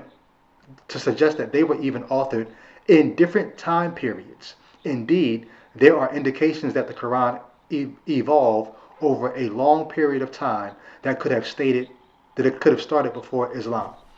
Now he goes on. Now, can you tell me, as a Christian, hearing a former Muslim say this about the Quran, would this not be something akin to a smoking gun that you might say, see, this is proof of the non-divinity of your holy book? Well, I mean, it just it has a direct parallel in the scriptures. Yeah, I mean, yeah, as a Christian, you might have looked at those things and said, okay, yeah, this looks quite like it has human imprint on it. Because the story you tell is this was given directly to the prophet from God, and there's no room for any of this to happen. Well, yeah, I mean, what theirs is a little different because Muhammad was more or less illiterate. He didn't write anything down. His followers wrote it down after. So they kind of, I'm sure that they have their apologists that might be able to get away with. It is considered an errant, though. So I'm because even if his followers wrote it down, the fact that you have one style that's very eloquent and almost kind of highfalutin, and another style that's God had to, well, like the Christians say, God accommodated himself to their level of understanding. That would not explain, unless the writers actually changed Muhammad's words or something, why one part of it is very eloquent and one part of it is very basic. And you're not allowed to change the words of the prophet. So what are you saying here? Yeah, I mean, like I said, like they have their own very peculiar, but they believe in the inerrancy. That there's a great parallel between what they're doing and what Christians are doing. They both believe that their books are inerrant, and so it does. It's not surprising that you run into the same apologetic methodology when they're trying to defend things that look like they have. I mean, there's no such thing as. Let's just say this. Altogether now, there's no such thing as an inerrant book. Okay. Including Brady's book, on gaslighting. People have pointed out, typos that I've had here and missing quotes here. So, there's no such thing as an inerrant. Books, they aren't made by chimpanzees. They're actually made by their cousins, human beings. And they have all the marking of being made by the cousins of chimpanzees. They have errors in them. And so when you run into errors in books, if you deem them to be inerrant in front, you're just basically what you've done is you've just declared that there's going to be a career called the apologist down the line. Now, you may not be able to envision that, but as soon as you deem a thing and you put that stone in place and say this thing is inerrant, okay, it might be another 400 years, but there's going to be somebody whose job it is going to be to try to make all of your human errors look like they aren't human errors. Wow. And that's what Yeah. apologists do. That's the job Yep. of an apologist. And but so, Ambassador, for him to say, "What other book do we do this to?" We Yeah, do we got the this to Quran. ancient books. We got well, we do it to Quran. We do it to the Right. Homeric writings. Right. You know, like yes, this is Yeah. we've just seen it. Yeah. So Ambassador takes issue with my premises. He's going to talk about some foundational flaws that he sees in my presentation. I could deal with each of them, but I'm not for the sake of time. I want to deal with one of the foundational flaws he sees, and that is he talks about my lack of biblical theology, of a biblical theology. So here he goes. Faulty foundation one was he has two different gods, two different creation accounts. Faulty foundation two is he lacks biblical theology, and I'll explain what that is in a second. He says the most important event in early Genesis after creation is the event that has been labeled the fall of mankind in Genesis 3. That is a true statement. Then he says this subject matters precisely because of the weight put upon it by Paul in the New Testament. And so he basically says that the reason why this matters is because of what Paul says. But that jumps past everything else that's in the Bible. So this is what I mean by biblical theology. We do not hold to what Paul says because Paul says it in a vacuum. We believe that what Paul says makes sense of what the scripture at large says. Biblical theology is not looking for a text to say something isolated. Biblical theology is a theology that takes the whole. What does the Bible say overall? So we don't limit it to what Paul says. He said a lot there. He's going to say a lot more. All I want to say before I turn it over to you, Jay, with to see if you have any thoughts on this is I think it's very strange that he said two things that to me they contradict. He began this spiel by saying, we're going to let Genesis talk. Rather than let Brady tell us what Genesis says or means, we're going to let Genesis speak for itself. And then he follows that up with, Brady doesn't have a biblical theology. And what is biblical theology? Biblical theology is not letting Genesis talk. Biblical theology is we need to find out what the rest of Scripture has to say about Genesis before we can know what Genesis says about itself. Mm-hmm. How is that letting Genesis talk? Well, it's not that I don't understand that, because I've done biblical theology for most of my life, looking at the redemptive historical approach to Scripture, right? Mm-hmm. But once you start looking at, you're saying that Genesis means this, but when I do isolate Genesis and look at what it actually is saying, I don't get what you're saying it says. If I let Genesis speak like you said I should, I don't get that. Oh, well then that's why you need biblical theology, because then you end up getting what all these other people said. That to me is problematic, but I'm going to hold off for a minute. See if you got any thoughts on that. Yeah. Again, I'm going to keep referring, like I said, we're going to eventually have to come up with some terminology for this, but I'm going to keep referring to the engineering of the text, because the text was engineered to create people who speak the way Ambassador is speaking here. And 1 Peter, I believe it was in the first chapter of 1 Peter, he says something along the lines that the prophets inquire and search diligently, searching what times and manner of the times the Spirit of Christ was in them did testify when he testified beforehand as the sufferings of Christ and the glory that should follow. I think that's the passage. I have memorized that. That was one of those passages I memorized back in the day. And what Peter is saying is indicating to those believers is that just like in Luke 24 and other passages in the New Testament, that the text was speaking of him. You know, Christ has said in the end of Luke to take those disciples on the way. Hold on. So Luke 24 says here, foolish ones, and slow of heart to believe all that the prophets have spoken. Was it not necessary that the Christ should suffer these things and enter into his glory? And beginning with Moses, first 5 books, all the prophets, basically saying the scriptures, he interpreted to them in all the scriptures the things concerning himself. That's what you're talking about. Yes, indeed. So, and like I said in 1 Peter chapter 1, my comment on that is that that the New Testament was engineered in such a way to reinterpret Older Testament passages. So, you know, so one way you could look at it is, and these are options. You know, as a human being, you have these options. You can look at Duce, what he's presenting you, and you can say that that's reasonable. But understand that if you say that's reasonable, you're saying that's reasonable. There's nothing metaphysical happening. You're looking at that and you're deducing based on probably a healthy dose. We'll say that the recipe calls for a healthy dose of Pollyanna.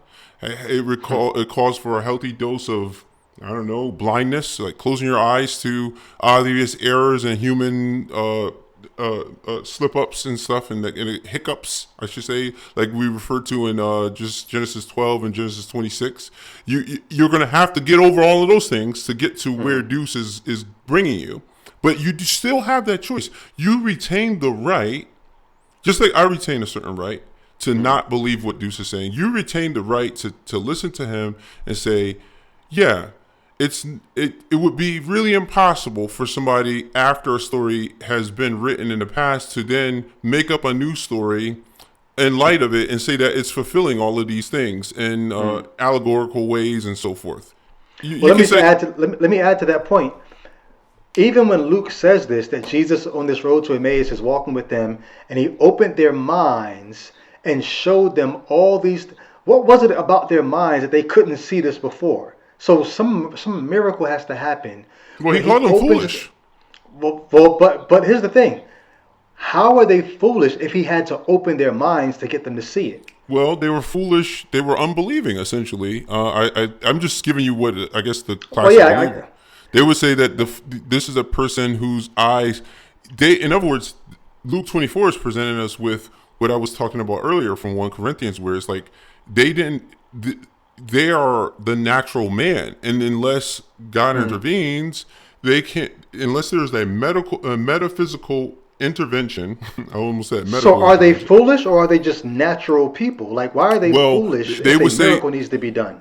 I know a lot of Reformed people would say that the word fool in this context doesn't denote a person who's just an idiot or something like that, but it denotes a person who's actually morally right. Well, right. You're right. You said that before, that he ties their foolishness into their heart problem. Yeah. But if it's a heart problem, why does he open their minds? Why does it like? Why do they? Because their mind, according to Romans 1, our minds and our imagination are darkened because of our sinful state as a result of the fall. But so you got, is it sinful state? Is it evil deeds? Like these are people that are walking with him. I guess they're unregenerate for whatever reason. Well, have I not chosen you 12 yet? One of you is a devil. All right. So for whatever reason, sinful heart, foolishness, for whatever reason, they don't get that the scriptures have been speaking about all these things, and Jesus opens their minds so that now they can get it. But here, to me, this is where the cap comes in. We talk about this engineering of the text. The text doesn't tell us how the prophets speak about him. It just says he opens their mind and shows them these things. This is the analogia fide that the reformers would talk about. You would take the New Testament's interpretation of Old Testament passages, and this is exactly, this brings us to where we're at in this discussion, which is, why is Duce applying this redemptive historical or biblical theological approach or grid to this text and saying, this is the lens that we need to see this through? Because he's saying that you can't properly interpret it without later revelation that elucidates it further. In other words, because of your wicked heart and your blindness, if you just try to look at look at it in isolation from the newer revelation that we get in the New Testament, or even further, even in the Old Testament, you're gonna isolate terms. You're gonna try to see things there that the text is not asking us to see. And of course, we're speaking of the text in a singular fashion as if as though they aren't. So there's a fundamental difference here. And this is us laying our bias. You have one group of people who are seeing this, seeing all of the errors, all of the bad science, okay, let's just say it straightforward, like stuff that's just not true about the natural world, about how women came to be. They didn't come from men's ribs. You have some people who believe that these are facts, that this is just bad science, that you don't have any such thing as a talking snake. Snakes don't even have vocal cords. So for a snake to speak would just be to be miming, essentially, for a voice to be possessed and to be moving its mouth as though it's talking, although the mouth is no more an organ of speech for a snake who doesn't have vocal cords than a mouth than a person's, you know what, their derriere. like if any orifice would do for speech, if a snake's mouth will do for speech, because a snake doesn't have vocal cords. So what I'm saying is, if you can believe all of those things, let's better yet, if you say that this stuff is bunk, this does not represent, this junk science, it's junk history, it's not true, then it doesn't apply. That automatically negates further revelation, because I'm not building further revelation on that. That's junk. Right. But if you accept that this thing has a singular author, and that all of these things, the junk science, the obvious imprint of humanity on it, if you accept that as being divine, well, for one, the first thing you're going to have to do is you're going to have to hire an apologist, because somebody's going to have a full-time job making sense of that. And then the second thing, well, the next thing you inherit, I guess your consolation prize, not to give a spoiler for people for later, is that the next thing you get from that is you get to go to the New Testament and have all of these grandiose interpretations. If you can first, but here's the great trade being made. You see, Lois, Superman has to give up his superpowers to get Lois, right? To engage in human love. Well, in order for you to get the grandiose themes that you get in the Pauline epistles and stuff of salvation, these soteriological glories, you're going to have to also get the junk science. You're going to have to also turn a blind eye to that stuff. I'm mixing metaphors. You're going to have to turn your back to that, and you're going to have to pretend that you don't see that. And if you can take that and you can sort of, and along with that, the job of having to answer all of the questions that necessarily arise from junk science and the human imprint and all of that. If you can accept that, you get this great story. You get this great salvation. You get this redemption. If you can't accept that, you don't get the redemption. All right. Wow. But if you can accept that, you get the. So a lot of people, they look at that. They say, okay, I get redemption. I get to get reunited with my mother or my grandmother or my dad or some loved one. It's worth it. Those things. I also get simple answers to very complex problems in life. Yeah. And for a lot of people, that's a fair trade. It's like, all right, I'll have what's behind the curtain there. No, actually, let's take the curtain out. The curtain is for us skeptics. It's like, I'll take anything but that. Like, you give me anything but a scheme that is riddled with all of these human errors that they're just so self-evidently the result of the product of human ingenuity. But for some people, they're willing to deal with that. And let's go back, if you don't mind, just so that people can see it more clearly right now. If you still have the tab up, let's take that Muslim or Islamic apologist words, and let's just plug Genesis in wherever it says Quran. The Christians never subjected the Holy Bible to any form of scientific examination. We'll use skeptical instead of scientific here, so that people can, or critical. Let's say critical. The Christians never subjected the Bible to any form of critical examination, critical/skeptical. On the contrary, they are warned against it because skepticism is based on doubt. which is unacceptable to Christians who are not supposed to have any doubts about the Holy Bible. It is essential in Christianity not to doubt the divine origin of the Holy Bible and its preservation by Yahweh God himself. To boost their confidence, I should say, Christians learn to recite this verse as evidence of Christ or God's promise to protect his book from corruption. And you can take any of those passages like and this is so essentially you can see how I think that little kind of fumbling through that passage trying to insert these will show people you should, if unless you're just totally blind, you should be able to see yourself in that mirror. You know, they say the scriptures are a mirror for us. Well, it's interesting that other scriptures can be a mirror for you too. Like when you see the way other people read their scriptures, that's also a mirror. You can see how you're reading your scriptures parallels them. And so if you can accept, so I'm not going to really contend too much with what Duce is doing. What he's doing is in keeping with, we came to a fork in the road very early on where he assumed that he was going to accept the obvious hiccups, like I said, Genesis 12, Genesis 26, the problems that Brady points out in Genesis 1 and 2 being able to cohere. He's able to accept those things. If you can accept those things, you can get further. And if you can get further, you can get to points where they try to make sense of all of the previous stories later and give you a meta-narrative. If you can't accept those things, you come to a fork in the road and you go off in the direction of skepticism. That's where I am at. That's where Brady's at.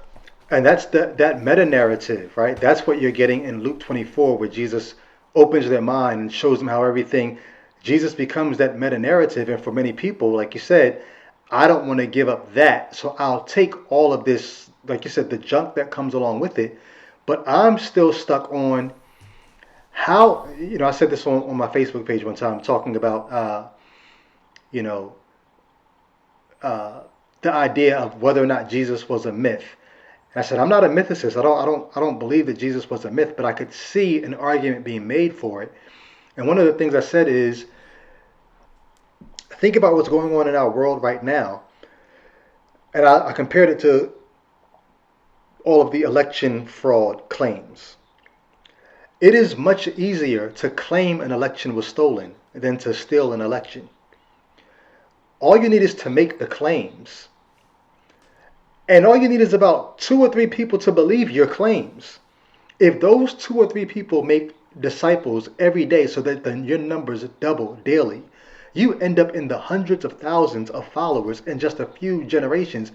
And we're talking about followers of a lie in a day and age where we have all kinds of forensic detectives going in to try to figure out whether or not there was a fraud in this election.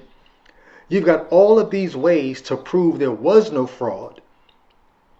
Scientifically, database ways to prove there was no fraud.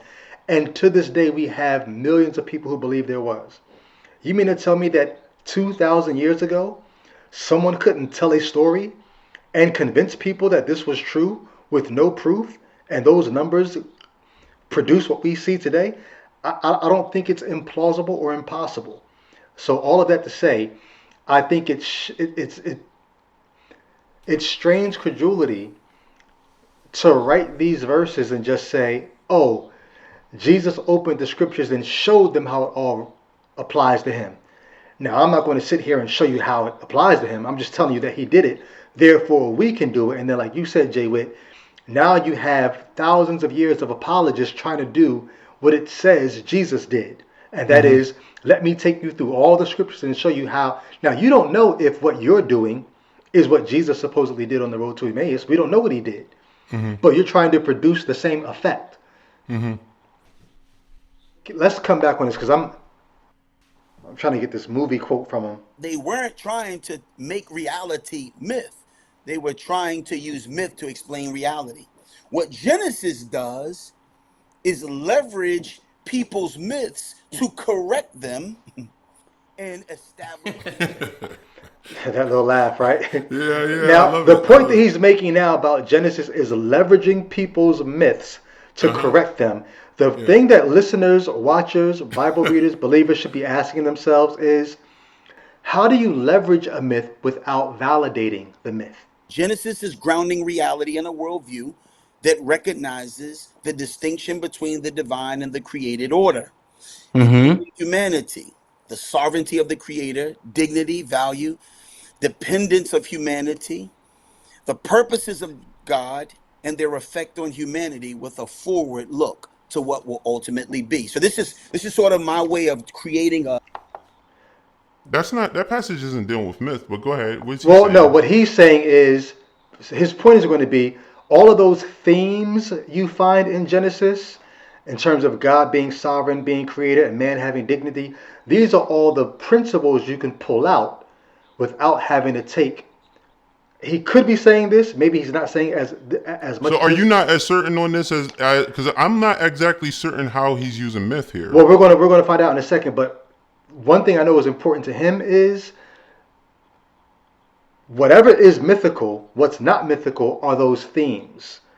Genesis has But nobody's corrected. contesting those things. Well, go ahead. Go ahead. I'm Right. sorry. Well, Go ahead. this is what we got into with Dr. Mike Brown, right?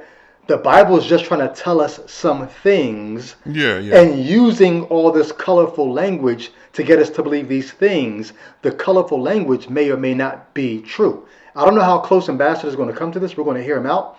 But the things the Bible wants us to believe are the nobility of man, right? Man is made in the image of God. God is sovereign and creator. Those things are what we're supposed to get. And those things correct the faulty worldview of the people around them. And at some point, he's going to say Genesis is using myth to correct faulty thinking. You're saying Duce is going to say this. Duce is going to say this. All right, let's go. Let's Right. go. Let's All go. right. Let's Yep. go. do is they are people's attempt at conveying what's real.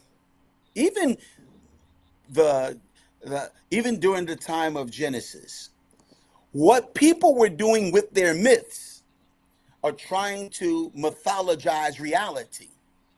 They weren't trying to make reality myth. They were trying to use myth to explain reality. What Genesis does is leverage people's myths to correct them Hmm? and establish reality. What about? Well, one, that there is a night and day between the divine and the created order. So anything that has come into existence, we would say, is created order.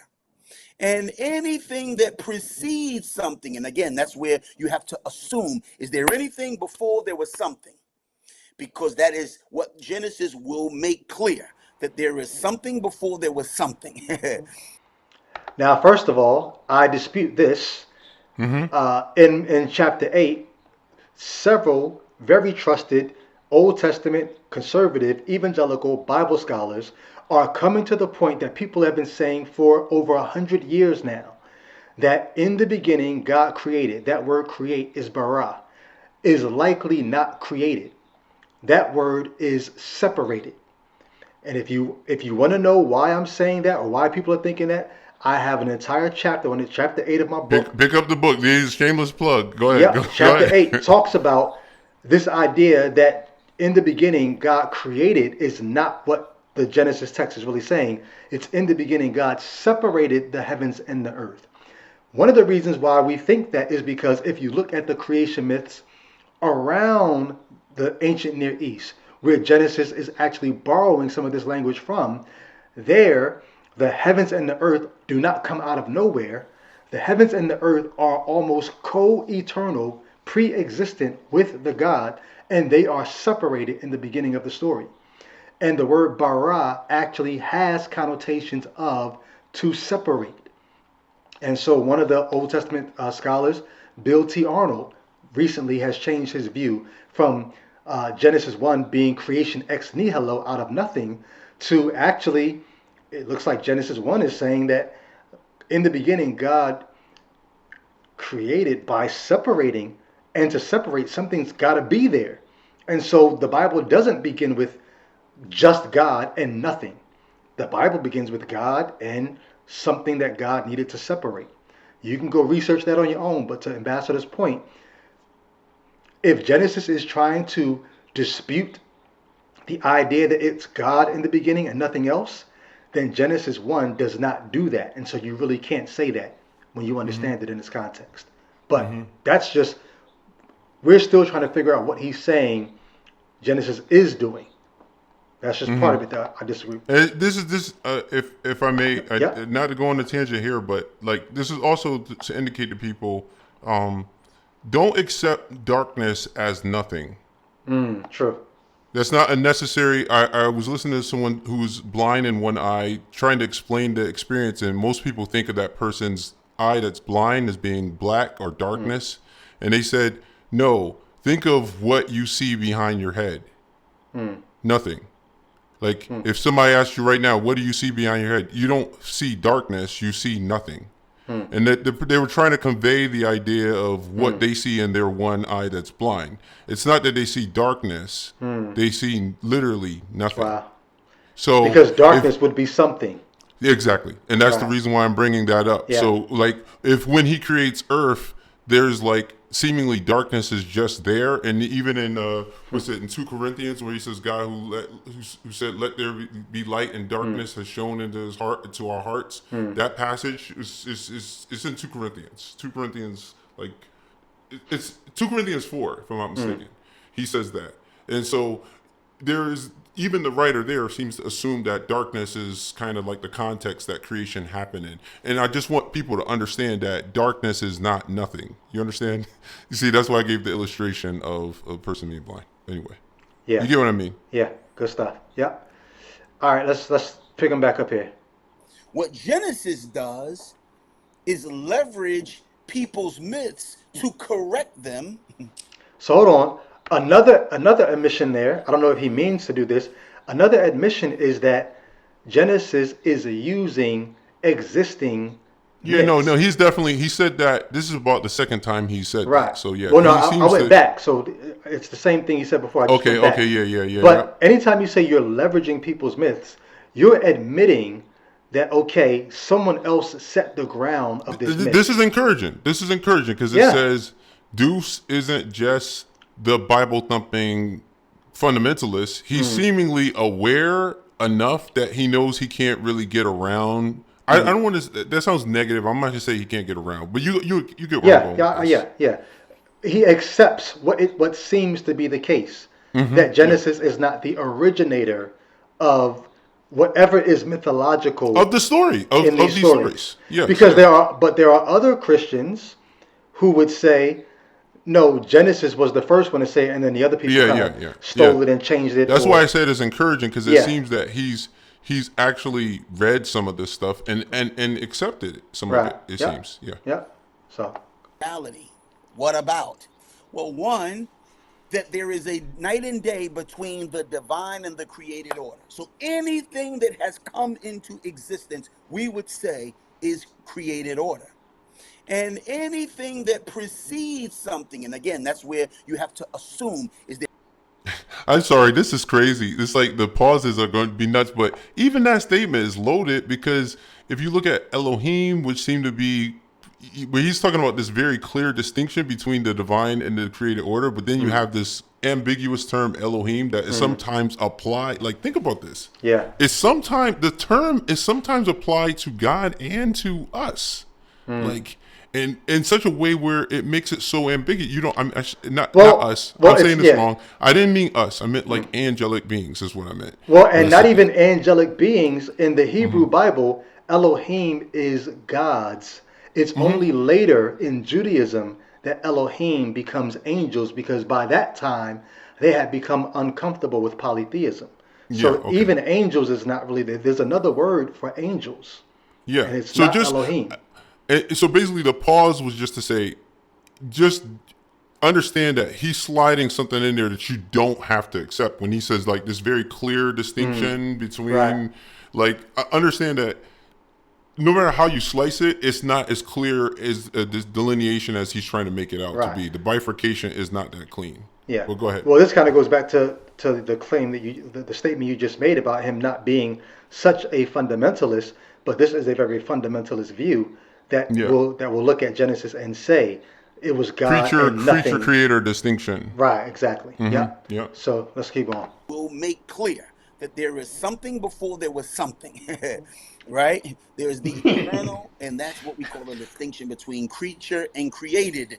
Yep, There you go. Revelation, there's going to be a scene of people bowing. Oh, I wish we had the fast forward button. Exalted as they are, the Bible describes them as exalted creatures. Says they say, "Worthy are you." Why? Because you created all things. In other words, there's one we bow to, and there's one that never. So once again, here's where biblical theology is going to do you a disservice, because if you look at that passage in Revelation and let that passage in Revelation tell you what Genesis is saying, and then go back to Genesis and realize Genesis is not saying that. Genesis is talking about what the Elohim did. Let us do these things. Not worthy are y'all. In Revelation, it's worthy are you. Yeah, If you so look that's one of the points of your book is that there has been an evolution in Exactly. the book I shouldn't say the book, the books. We Of the see Bible. an evolution. Yeah. Yeah, the books and the 66 books in at least our Orthodox Christianity, they have 66. Within them, you can see a clear evolution from the earlier books. But to now the he later would books. call that progressive revelation, and Yes. he And we sorta- call it evolution because we're good we're non-believers. We call it But evolution. no, but see, progressive revelation is I held back part of the story because he's going to give this analogy of the movie. That's what I really was Yeah. trying to get to the whole time anyway. I held back part of the story because I wasn't ready to tell you that part yet. That's The way he's trying to distinguish this from an evolving religion is not a big. It's really just a distinction that he's Gotcha. making. That Gotcha. really, if you look at it, if you step back and you look at it, it's the same thing. It's just evolution. This is the religion itself evolved, and of course they Yeah. reinterpret it just like any other. Okay, yeah, continue. yeah. I know you want to Good get to stuff. the movie. No, good stuff. Why? Because the one who made it all is creator, and then there's creature. That's a distinction that Genesis actually says. Again, it's not myth, it's a reality. Hold on, sorry to pause again. What I was hoping he was going to do was if you say Genesis leverages the myths of the people around them, don't you think it would be a good idea to decipher what is myth and what is actual history? Can you just say it leverages myth and leave it at that without helping people understand, okay, so what am I really supposed to believe? I know we're supposed to believe the themes, the principles you get from the myth. If you want to believe it's only one God and that God is sovereign and that God is pre-existent and nature is not and man has dignity. Okay, those are the points you get. But what about the actual story is not just leveraged myth, but actual real? Don't you think you need to address that, or can you never address that? brother. There's so many problems with that statement. Just because okay. I don't know what percentage of humanity, but it has to be a very small. Like, say for instance, you're the God, and I know we got to keep it moving. But if you're the God that gives this revelation, and you give it, and it's in this particular context, the majority of the people you're giving the revelation for the benefit for are going to be totally oblivious to those contextual things that you're combating in the actual narrative. You see what I'm saying? Did I say that clear enough? So in other I words, think you do, but I don't know if I agree. Are you saying that the Israelites would not have known about no, the that's myths? not what I'm Okay. saying. I'm saying they would have known maybe, but the majority of the people who are going to get this revelation, that is us and everybody for several hundred, Right. are going to be outside of that context and are Yeah. going to not have the slightest clue as to what in the world you're refuting. They're going to have to do a lot of work. They're going to have to do what we're doing right now Right. to try to figure out what it's refuting. So that's a fine way to give quote unquote revelation. You're giving people something that is more.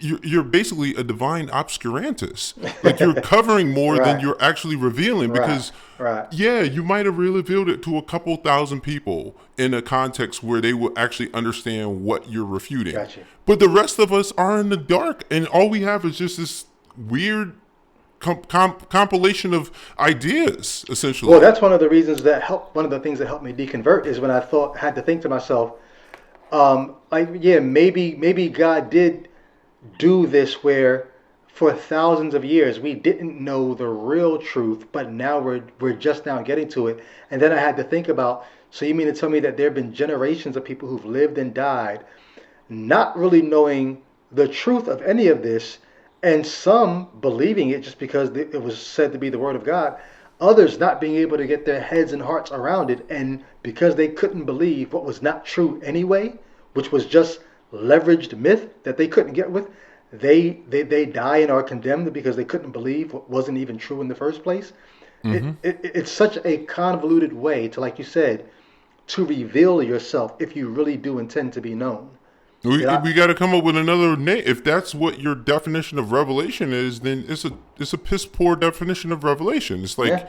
if anything, you could say, yeah, the handful, maybe let's be generous and say 50,000 people got real revelation that they could understand without having to do a bunch of historical research and archaeology. The rest of us, that's our lot. Is archaeology, research, to only end up with the bookshelf that Duce has behind him, with different scholars coming to different conclusions about everything. Is this revelation? That's the question. This is the question that I'm right. Yeah. Is Yeah. this revelation? Is this Yeah. like, to take a quote from to Black Panther? Is this your king?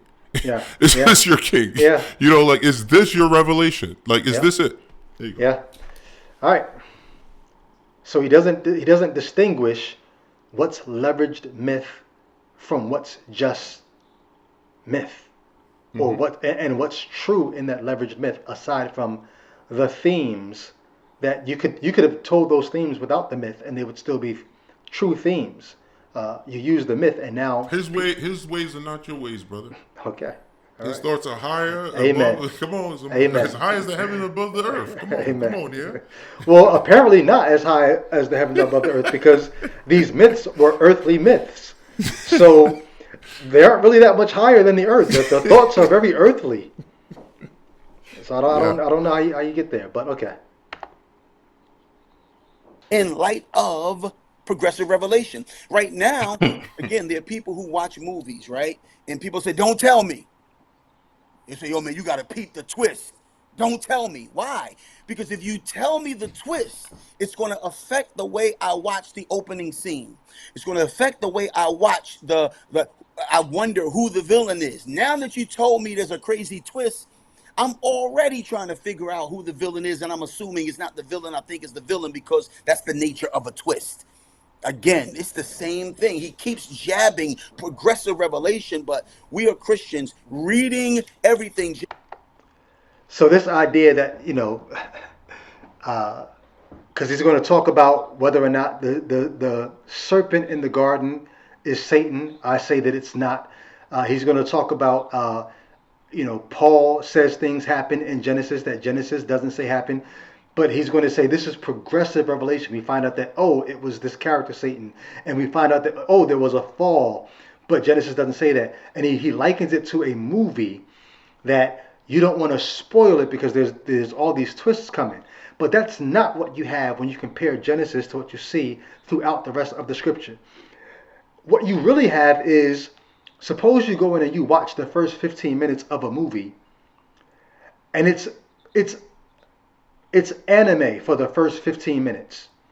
And after 15 minutes, the movie completely changes, and now you're watching Inception.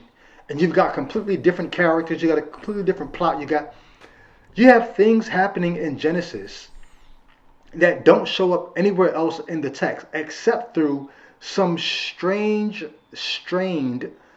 attempt to say, this new character, that was that old character. For instance, you have a serpent, a literal serpent in the Garden of Eden, who does something that is so unappreciated by Yahweh that Yahweh actually judges the serpent so that it now must crawl on its belly and have enmity with the woman. But that's not ideology. Well, wait, that's not. That's not ideology. That's not ideology, right? Yeah, exactly. But Right. We can get into what ideology is in a minute, because some people don't even know what ideology is. But yeah, if this serpent is Satan, what in the Bible, or what on God's earth, is the purpose of literally cursing the serpent if the serpent is not literally a serpent? such that all serpents from now on must crawl on their belly and have some sort of enmity with human beings, where people don't like snakes and snakes seem to strike at people. What is the purpose of doing that to a literal serpent if the serpent is Satan? And you're going to find out soon that there's a twist, and it wasn't really a serpent. It was some other creature, some other beast, some other divine angel, whatever, inhabiting this or using the serpent. But God literally curses the serpent. For what? This character of the serpent never, the cursed serpent, never shows up again. Except, And that's an important distinction too, Yeah. because when he's handing out those curses, people have a doctrine of imputation for human beings to explain why we are the subsequent recipients of the judgments of Adam and Eve. But how do you make sense of that with basically a non-sentient creature like a serpent? Like, Yeah. how do you make sense of cursing all the progeny there? Like, it doesn't even. yeah. Yeah, You like, have it's to not skip they're- over that to make the children, and Ambassador does this. He makes the children of the serpent not literal serpents, but Yeah, it becomes Cain, allegorical or Right, it figurative, becomes yeah. But the curse on the serpent wasn't allegorical or figurative. Yeah, The we curse can on the literally serpent is see. you're on your belly. Yeah. Yeah. And it seems to be where it ends for it. Interestingly enough, it doesn't get cursed. Like, it's the one that tricks humanity. It doesn't get cursed with death, even though we know they die. Right. You know, it does. Right. Yeah. But I can see them saying, "Oh, well, that's also a spiritual death, and the serpent didn't have a spiritual death." You're right. But this is just one instance of, it's not a movie that expands on original ideas. The ideas that originally are there vanish, and I'm going to explain why I say that. So rather than skipping through the rest of this and playing certain clips, I may try to find them and play them as an edit. I want to close on these two things. What Ambassador does is he tries to make it seem as if I'm calling Genesis myth for no good reason. And when Paul comes and he talks about, you have these other people who, not just Paul, other people make it, give you this idea of this sin that, that gets imputed into. Psalm 51, and He so mentions forth. David, right? I was born in sick. What is it? In sin did my mother conceive me. In iniquity I was born. Now, me and Ambassador have talked about this, right? You can find commentators who will speak on, is David articulating a doctrine of imputation of sin in Psalm 51? It is highly unlikely that David is talking about being born in sin the way that you would get if you think that Paul says, through sin came into one man, sin came into the world, and through that man's sin, death. David has nothing like that. In fact, what David is most likely talking about is hyperbole. Once he realizes the depth of his sin, he's just. I'm just a very lowly sinner. Is right, just another way of not saying just a it. lowly sinner. I'm so sinful that my sin even goes back to before I was born. I was conceived sinfully, like the way my moms and dad got me in. That's how sinful I am. He's not making a statement about humanity. But they have because they will start talking about the virgin shall be with child, and it was like, yeah, of course. Again, you go to that 1 Peter passage, and it's like the prophets didn't actually know what they were. So the later revelation, his biblical theological approach will allow for later elucidation on these things. Right. So he wouldn't find a problem with that. He went to Psalm 51. He also went to Job. Can a clean thing come from an unclean thing? These passages have nothing to do with imputation of sin. Yeah, actually, if you look at Job, you don't even have to look at Job. You can look at Noah. There are certain characters in the text where even Enoch, where they're righteous. Yeah. Like in the chapter following this one, in chapter 10, I go through the Old Testament and look at all the places where you see the exact opposite of an imputation of sin or somebody being sinful from birth.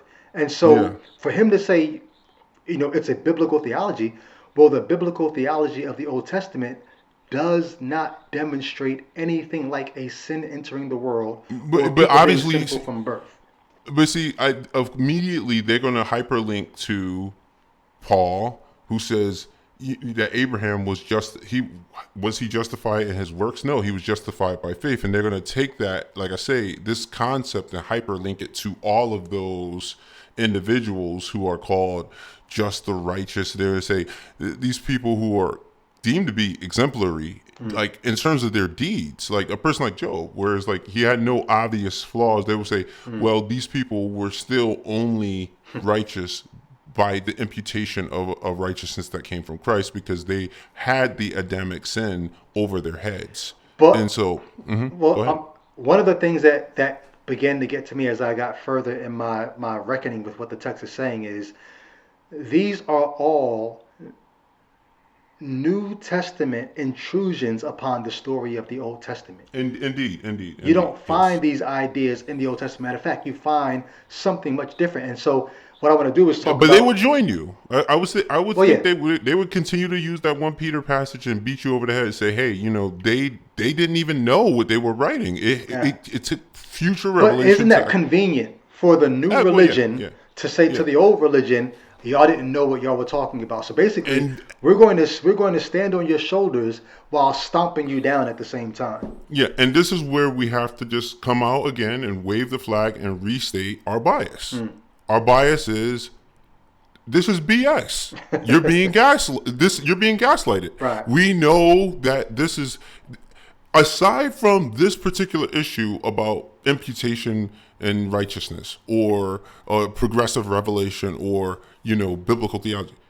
There's just so many other things that point to the human stamp on this book that you can reasonably deduce. So this is what we are saying. Yeah. At least this is what I would say. This is what I'm saying. I believe you're saying this too, Brady.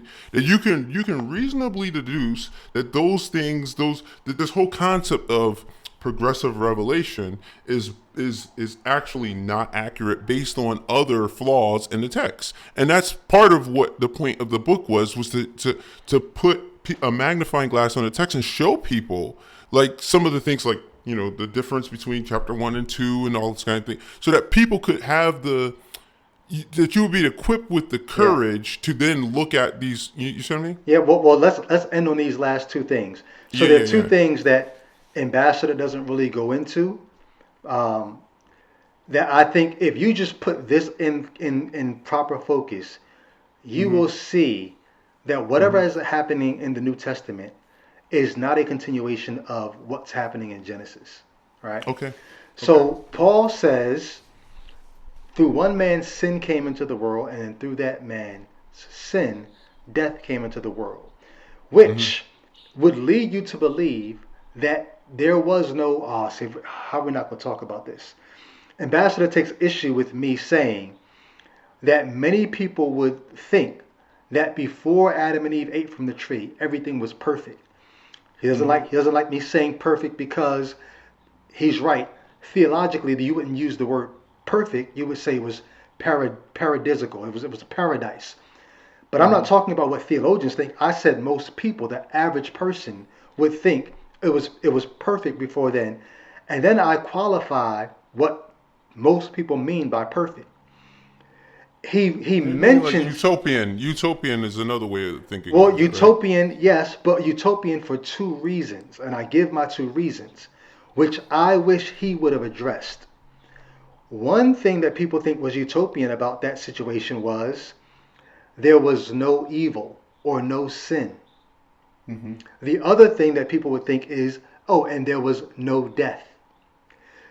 I'm very adamant about this because when you look at the stories that Genesis is based on, and then look at what Genesis itself says, you realize it is not true that until they ate from the tree, they had done no wrong. There was no evil, no sin. Them eating from the tree, according to Paul, is when sin entered the world. That's the first act of disobedience. If you look at the Genesis text and slow down, you realize that Adam and Eve were already in the wrong before ever they touched the tree. And I know for many people it's like, how could it? Think about the end of Genesis chapter 2. The end of Genesis chapter 2 says, the man and his wife were both naked and unashamed. And you got people like T.D. Jakes writing books, Naked and Unashamed, right? You want this purity in your Christian marriage, and you want this innocence. What if, and I talk about this in the book, right? What if Naked and Unashamed was not a remark about the purity or innocence of the first couple? What if Naked and Unashamed is really a commentary on the ignorance and naivete of the first couple? Naivete because it's something that they should know or would know if they had a certain knowledge or wisdom, but they lack it, and so they don't know. And because they lack that wisdom, they're naked, and they have the wrong disposition toward their nakedness. They're unashamed. In other words, they're like the animals. Exactly. They're like the animals, and not only are they like the animals, they're also like the humans in other creation myths who have not been clothed yet. And until the humans are clothed, they don't have the knowledge or wisdom that they need to actually inhabit society or civilization. So I talk about the myth of the Epic of Gilgamesh. Okay. In the Epic of Gilgamesh, Gilgamesh has a friend called Enkidu, who's a wild man, just covered in hair. He's naked. He's running with the gazelles. And then to civilize him, they send a woman to him, and he sleeps with this woman. And after he sleeps with the woman, his eyes are opened. She clothes him, and the animals retreat from him because now he's not like them anymore, right? That's one myth that this Genesis 2 and 3 kind of picks up on a little bit. Yeah, and I mean, it's very interesting because Adam had just finished naming all the animals. And at the end, he's like an animal living naked and unashamed. Yeah. Right? Yeah. At the end, and now, of course, we have to make this caveat here that we understand there are no. We actually were the first ones to mention among this debate that there are no chapter divisions. I know Duce is consistently mentioning that. That's after we actually pointed it out because it was not being acknowledged by people like Michael Brown and stuff who were making numerological like arguments he was making, and we're saying it's whatever. Go ahead. But it's not just the Enkidu, the wild man who gets clothed after sleeping with a woman. There's another myth that is so much closer to what you find in Genesis, right? So you have the myth of Adapa, and Ambassador kind of sped past this and didn't really mention what this myth is about. But once you see what this myth is about, you realize what's happening in Genesis 2 and 3. And for many people, when you realize what's happening in the myth of Adapa, it's almost like that's what I've been believing all this time. Like Genesis, talk about leveraging the myths of ancient people. So check this out. In the myth of Adapa, you have a god named Ea. Ea. Ea is the name of the god. Ea creates a man called Adapa. Now, Ea is not the only god. There are other gods. All right. Adapa goes out and he's trying to fish, and he gets mad at the wind, the bird that's causing this east wind or this west wind, whatever it is, and he injures the bird. And so another god calls Adapa in to sort of just like answer for his crime. Adapa's father god, Ea, says to Adapa, hey, when you go to that other god to answer for what you did to this bird, be careful. Don't eat anything he's going to give you. Adapa's trusting his father God. Okay, I won't eat anything this other God's going to give me. What Adapa doesn't know is it's a trick, because Ea doesn't want Adapa to become like the gods. So Ea says, hey, don't eat anything when you go there. Adapa goes. This is hilarious. Adapa is greeted at the gate by the guardians, and one of the guardians is this serpent-like creature. It's a man, but a serpent. It's got a man head in the middle and two serpent heads coming out the shoulders. And then sometimes this character is drawn only as a serpent.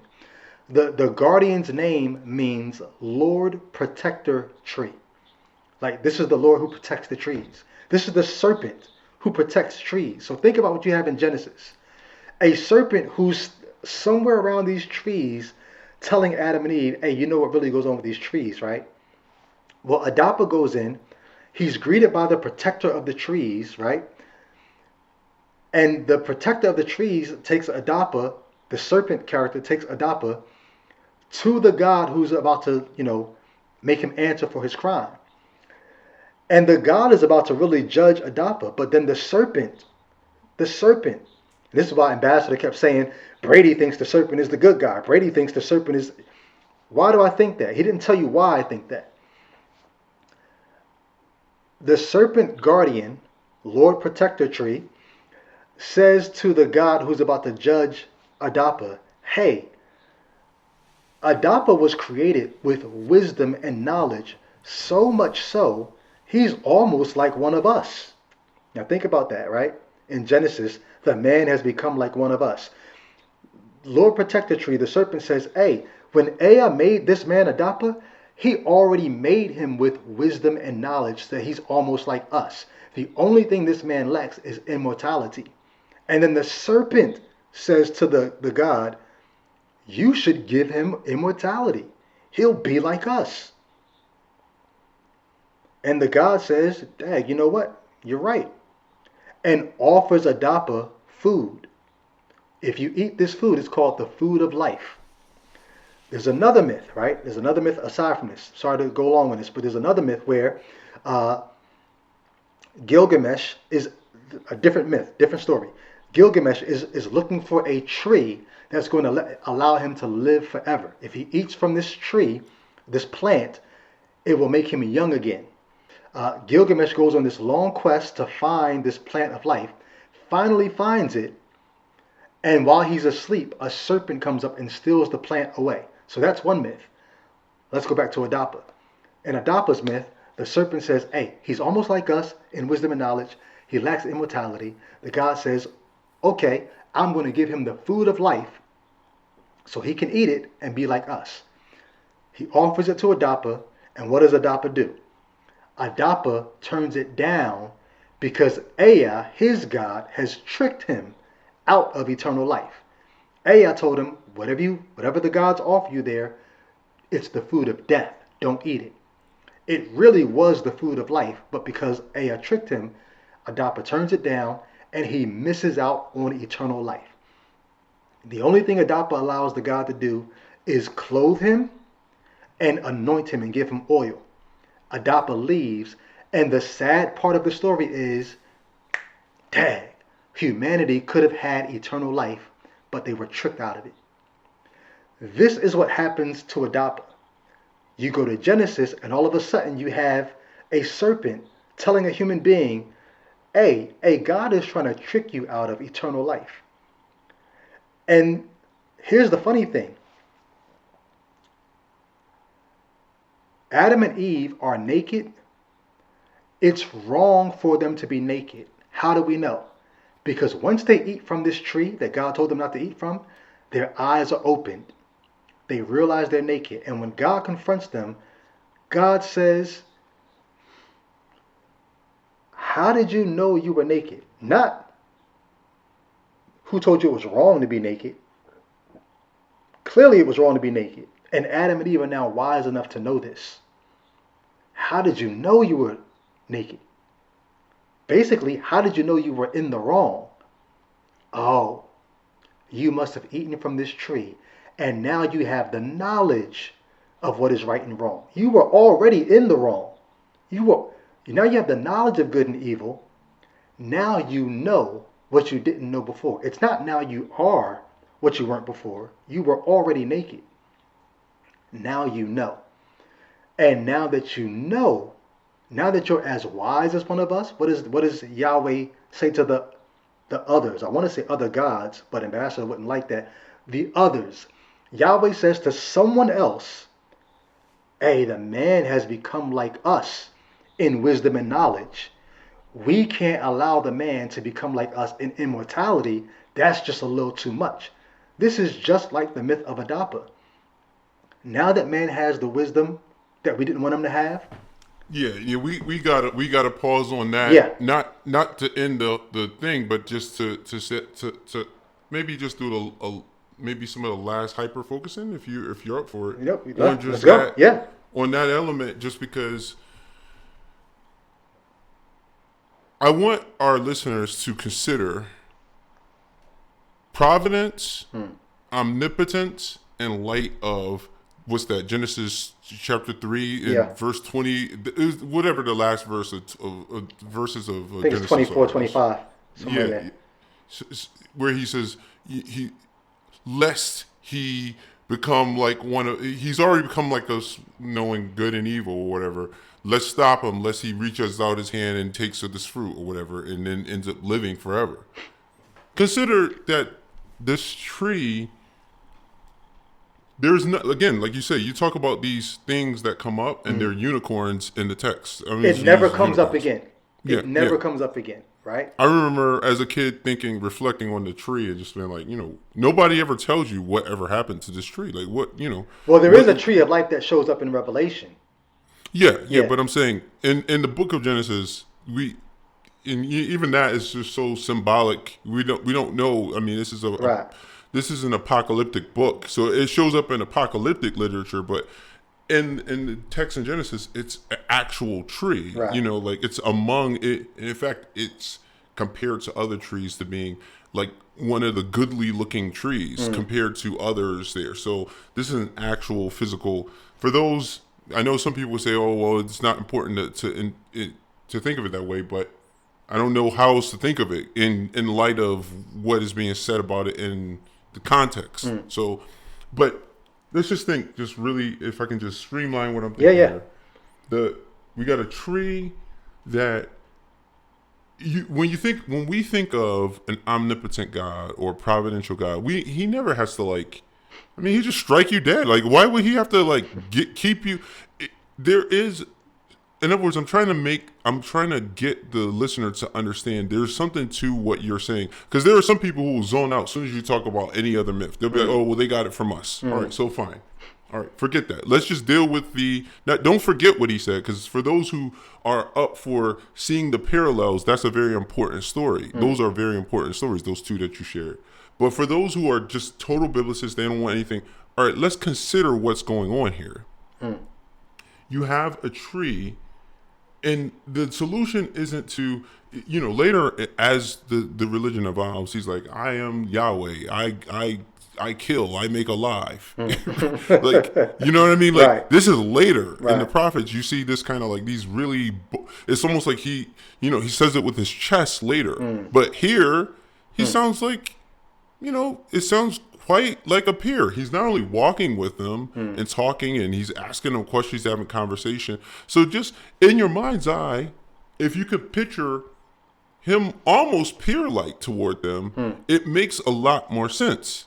Because it's like, I'm going to pull up the passage. Okay, here we go. Then the Lord God said, behold, the man has become like one of us, in knowing good and evil. This is from the ESV. Now, lest he reach out his hand and take also of the tree of life and eat and live forever. This sounds like almost like a fragment. It is. It cuts off. The divine meeting Therefore- ends. No, but I'm saying you don't. That's almost like not. It literally starts off now. So this is like. Okay, let me read this again, just so people can understand it. The way it is a very choppy sentence. Then the Lord God said, behold, the man has become like one of us in knowing good and evil. Now, lest he reach out his hand and take also of the tree of life and eat and live forever. And then it just stops. Therefore, the Lord God sent him out from the Garden of Eden to work the ground from which he was taken. Now, I understand some people would say, he didn't strike him because, there's the meta-narrative and there's the redemptive historical thing. Okay, fine. He didn't kill him right away. But why would he have to basically quarantine him? Like, why? What's so omnipotent about this tree that it can't just be shriveled? Like, later on, we see Christ, he curses the tree just shrivels up. He said, let it never bear any more fruit, right? And Right. what's so, like you said, what's so powerful about this tree that if the man eats from it, Yahweh seems to be unable to affect his death after that point. Yeah, exactly. That's an important Yeah. thought. And I want people to stop and think about Right. that.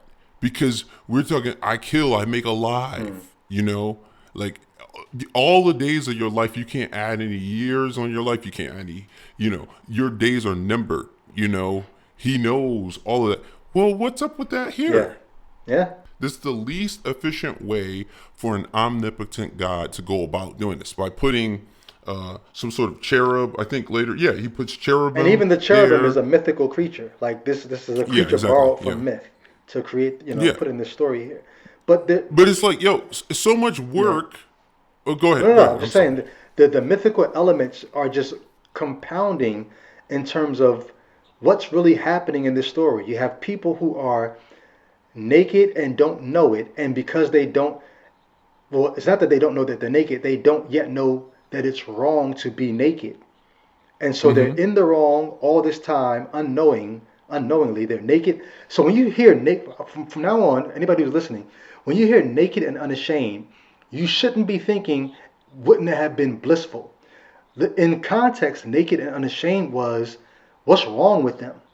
They're They're like they're animals. Yeah. lacking something, and they're not Mm-hmm. going to get what they need until they eat from the tree. And when they eat from the tree, now they know we should have been ashamed, which is why they go and Mm-hmm. hide. It is not, they don't run and hide because of guilt. The text does not say they ran and hide because they were feeling guilty. They ran and Mm-hmm. hide because they were naked and they knew it. Mm-hmm. Which is also something Yeah. funny to think about because this means I know people don't want to think about Yahweh this way. There's a lot of crazy things going on with Yahweh in the Old Testament. But one of the crazy things is, for whatever reason, Yahweh, people, they're going to crucify me for saying this. I know they are. The man and woman were not allowed to know it was wrong for them to be naked, but Yahweh knew it was, and it was okay for the gods to look upon the humans. They just didn't want the humans to know that it wasn't okay for them to be naked. Once the Mm-hmm. humans knew it was not okay for them to be naked, the gods took that as, you know too much. I can't Mm-hmm. have you living forever like that. Christians Yeah. spiritualize that. We say God didn't want them living forever in their sinful state. But the text does not say they became worse. It says they became wise. And we never deal with Mm-hmm. that. Even if you grant them worse, though, they still can't get out of this weird way of dealing with the situation. That's the most. It's like taking your car to a mechanic, and the mechanic is not getting at the problem in the most efficient way. He's fixing everything but the problem. It's like, yo, if the problem is they're gonna come in contact with the tree and eat it, eat of the fruit of it, and then live forever. The easiest solution, even that's a bit ridiculous because it's like, who has the control and power over life and death, according to the Bible? Oh, later scripture. It's God, not a tree. So, but even if they could get the trees, let's just grant that because that's in the story. The easiest solution is to make the tree go away, Well, not put. so I think about Ambassador has a song. One of my favorite songs from Ambassador is "It Was Love," where he walks through Genesis chapters 1, 2, and 3, and he talks about. He has a line where he says, God put this tree off limit. He can do that. The earth is the Lord's and all that's in it." He meant it. Yeah, yeah, no, no, no, no. But yeah, it's just I gotta give him a Charleston White. Yeah, yeah, yeah, yeah, yeah. Basically, at this point, when you really look at it, it's like the tree isn't here now. All right, Christian, the tree isn't here now. Maybe we just haven't found it. So BS. I'm calling bull on that. Okay. The tree isn't here. So eventually, they got the tree to f out of here, right? If like otherwise we could have access to the tree now and we could eat of the tree and live forever. Obviously we don't, right? So you were able to get it out at some point. Right. What was so hard about getting it out at that point? Yeah, why the Well, very because the story has to get convoluted. underway, and like Duce said, it's a movie. It's got to unfold. And so you cut me off because I was going to say Yeah, there's wait. another line in "It Was Love" where Duce says, "God always planned to become a man, die as a substitute lamb, and start a new fam of humans." So it was all part of a plan to get the lamb here. I need you to sin so I can save you from the sin that I needed you to commit, so that I can save you from the sin that I need you to commit. Like, Yeah, and all of this sounds to me just like that. The Muslim who is no longer a Muslim, who's writing about the apologists trying to get around all the obvious problems with the text in the Quran. So like to me, it just seems like yes, you could say that. You could try to come up with all these conclusions, or you could look at it and say, well, you have. I mean, the least of your problems in some ways is that you have a man who's got to get banished from a tree instead of him just having control over the person's longevity. But you also have the issue of clearly a guy talking to other, like, he's going to be like us. You have the reoccurrence of this whole us thing. Now, of course, people would be like, oh, this Trinitarian stuff going on or whatever, which, is a later innovation for sure. But in that text itself, it does present some serious problems. Just even among, he's going to be like us. What do you mean? Right. And what does that even mean? Why is that a problem? And people don't like, Ambassador, I think, was one of the ones who didn't like when I said this. The reason why, and this is why I say Paul is wrong about Genesis. Paul is wrong about Genesis for a number of reasons. When he says like one of us, what is he saying? Like stop, Christian, and think. What do you say? Like one of us. What is a one of us? Right. Like what the heck is a one of us? Stop and think. I know what you're saying. You're trying to challenge Christians to think about what's really being said there. But if you think about what's going on in the myths around them, it is not uncommon for the gods to fear mankind becoming like the gods. I accept that, and I think that makes. But I'm just saying, for the average Christian, they don't care about all of that stuff. They believe they're just biblicists. They just okay. So all right, we'll just take your own Bible and make you look at this verse with a microscope, and just look at that. Look at that phrase, like one of us. Does that even remotely sound like the Trinity? Like, where in the text? Okay, you want to use analogia fide? Where in the New Testament do you have the Holy Spirit having a conversation with the other two?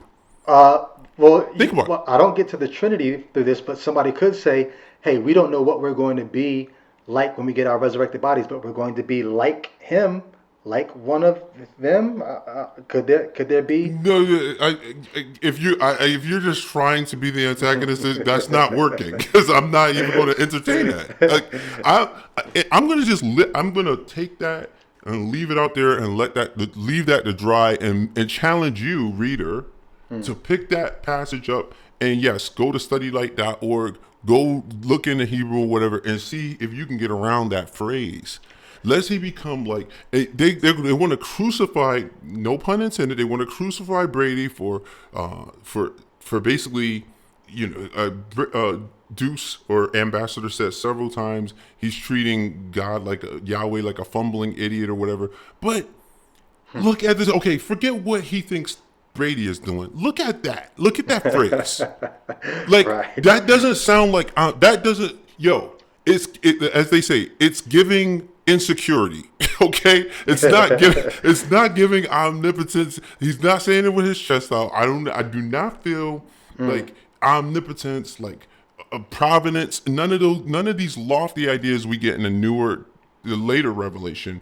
Here it sounds, you really get a sense of somebody who's not very far off from what the human beings are. He's paranoid. He's paranoid at this point. Yeah. The man has become like one of us. Quick. We need to do it. This is why the verse cuts off. Because whatever divine meeting Yahweh is having. Hey, you have that passage in front of you? Like, look how it even said, like, the sentence itself. It's almost like the person. It's almost like the person who's writing it. It's like, this is bugged out. I got to stop it. There's another passage in the Old Testament like that. I forget which one it is. There's another passage where it cuts off abruptly, and what commentators say is the reason why it cuts off abruptly is because it's supposed to give you the sense of, like, this is so drastic. Something needs to be happening. Right, the urgency. Yeah. I can't even finish this sentence. Something needs to happen right now. Now it's like, let's read it with a little now, comma, lest he reach out. And notice it's also, they're saying they're talking about the Adam in this. They're not talking about Eve. Lest he reach out his hand and take also the tree of life and eat and live forever. It's almost like he's pulling his hair. It's like, oh, I got, and then Right. and in ESV you get a couple dashes, and you may as well interpret those dashes Well, as the dust being kicked up by his feet as he runs over to try to fix the problem. there's another passage right in there in Genesis chapter 3. If you look at certain, especially Jewish scholars, when you this is going to make some people mad, but when you see that God walking through the garden in the cool of the day, saying, "Adam, where are you?" Jewish scholars, I quote one of them, Zion Zevet, in my book. They would say, when Yahweh Elohim is walking in the cool of the garden, he's not strolling like, "Hey, Adam, where you at?" It's a frantic pacing back and forth trying to find the man. This is why I say, when Ambassador says Brady has Yahweh looking like a bumbling idiot, the way Yahweh Elohim is presented in Genesis chapter 2 is just that. He is not the God who speaks by fiat and creates the world. He's forming man from the mud, and oh man, there's nobody here to tend the garden. I mean, to tend the ground. Pause on that. The whole, like Yeah. you say, ex nihilo creation, right? Fiat. Where's that when he has to banish the man? Like, Right. yo, you just Right. created the universe by just saying "let there be," and now So- you actually gotta employ cherubs with like, come on, So man. Like, you have to form a man to so that there can be vegetation, because there's no one there to do that. You go to make the animals for the man because the man's alone. In Genesis chapter 1, he's not alone. Think about this. In Genesis chapter 1, animals are made, and then men and women are made together. In Genesis chapter 2, man is made alone. And then you have to look at this. The animals are made. Why? To meet man's need. And this is the picture you get. The picture you really get in Genesis chapter 2 is Yahweh bringing the animals to the man saying, will this work? Will this work? Will this work? And this is why when God makes the woman, the man says, finally. Like, you finally got it right. It's almost like it's supposed to be comical what's happening here. We don't read it this way. But this is the story that doesn't continue. Duce talks about this movie of this progressive revelation. This story doesn't really continue. You have a God who's running around the Garden of Adam. Where are you? Where are you? And then, oh, you hid. Why'd you hide? How'd you know? Yahweh doesn't know why the man hides. How'd you know? The man has to tell him why he hid. Oh, you ate from the tree that. How'd you know you were naked? So this is a different God than the God that I was taught to worship. You understand what I'm saying? Like, this is why when people talk about, I guess I could play a clip of it, but at the end, Ambassador talks about, suffering the same fate as the serpent and the dragon and the devil and Satan, basically saying, warning me that hell is in the lake of fire is the end for me. It's like the God that you're saying is going to do these things. When I look at how this God is compiled and how he's really presented in these texts, this is no being that I would ever fear or ever think to fear. Like, he couldn't do what the Bible even says he did. We know that creation happened a different way. And until you tell me... Hold on, pause that. Yeah. We have to get away from... It's a hard thing to get around. When you say creation, it automatically implies a creator. So we know that our origin happened a different way. And so all the things that I would need to look at to fear this God, to respect, to even feel like I can know this God, are things that have never panned out, and I have no reason to think they ever will. But I'll say this. In Genesis chapter 3, man does not die because he became sinful. The punishment for man's disobedience is hard labor, is the woman having pain in childbirth and being subject. Those are the punishments for their disobedience. Man dies because Yahweh Elohim does not want the smoke. Yahweh Elohim does not want the divine competition of a man who is now knowledgeable enough, that a man who has the wisdom or the knowledge of good and evil that he was never meant to have. You're too close to being like one of us. You can't. What do you say to the person that says, the day you eat it, you'll die? What do you say to Well, that? the warning was, I'm going to have to do something to you when you die because you're going to be too much like us. But the thing I'm going to do to you is not the punishment. The punishment is the hard labor. The death is going to be, this is all I have left to stop you from being like me. Mm-hmm. Death is not. So when Paul comes along and overlooks everything we just talked about and makes the eating from the tree, the disobedient, makes that the first time wrong comes into the world, we know that's not true. They were already wrong for being naked. They just didn't know. But then he goes even further and makes death the consequence of sin. This And is an interesting question that I just realized while you're talking. I'm like, is it safe to say that immortality was not their state? If yes, if holding them back from the tree yes, is going to make them die, then immortality. It they were not created to be immortal. They were created mortal. And the only way that they would become immortal was the tree. and they would have eaten of the tree if they were staying in the garden. Probably. I I mean, mean, this is who knows how the speculation. story goes, right? Yeah, But yeah. the idea is, so Paul says death entered the world. No, death did not enter the world. Eternal life exited. Or the man and the woman exited the place where eternal life was. Death didn't enter. Death was already part of the makeup. And so you can say that two ways. One, they were created mortal and needed the fruit to become immortal.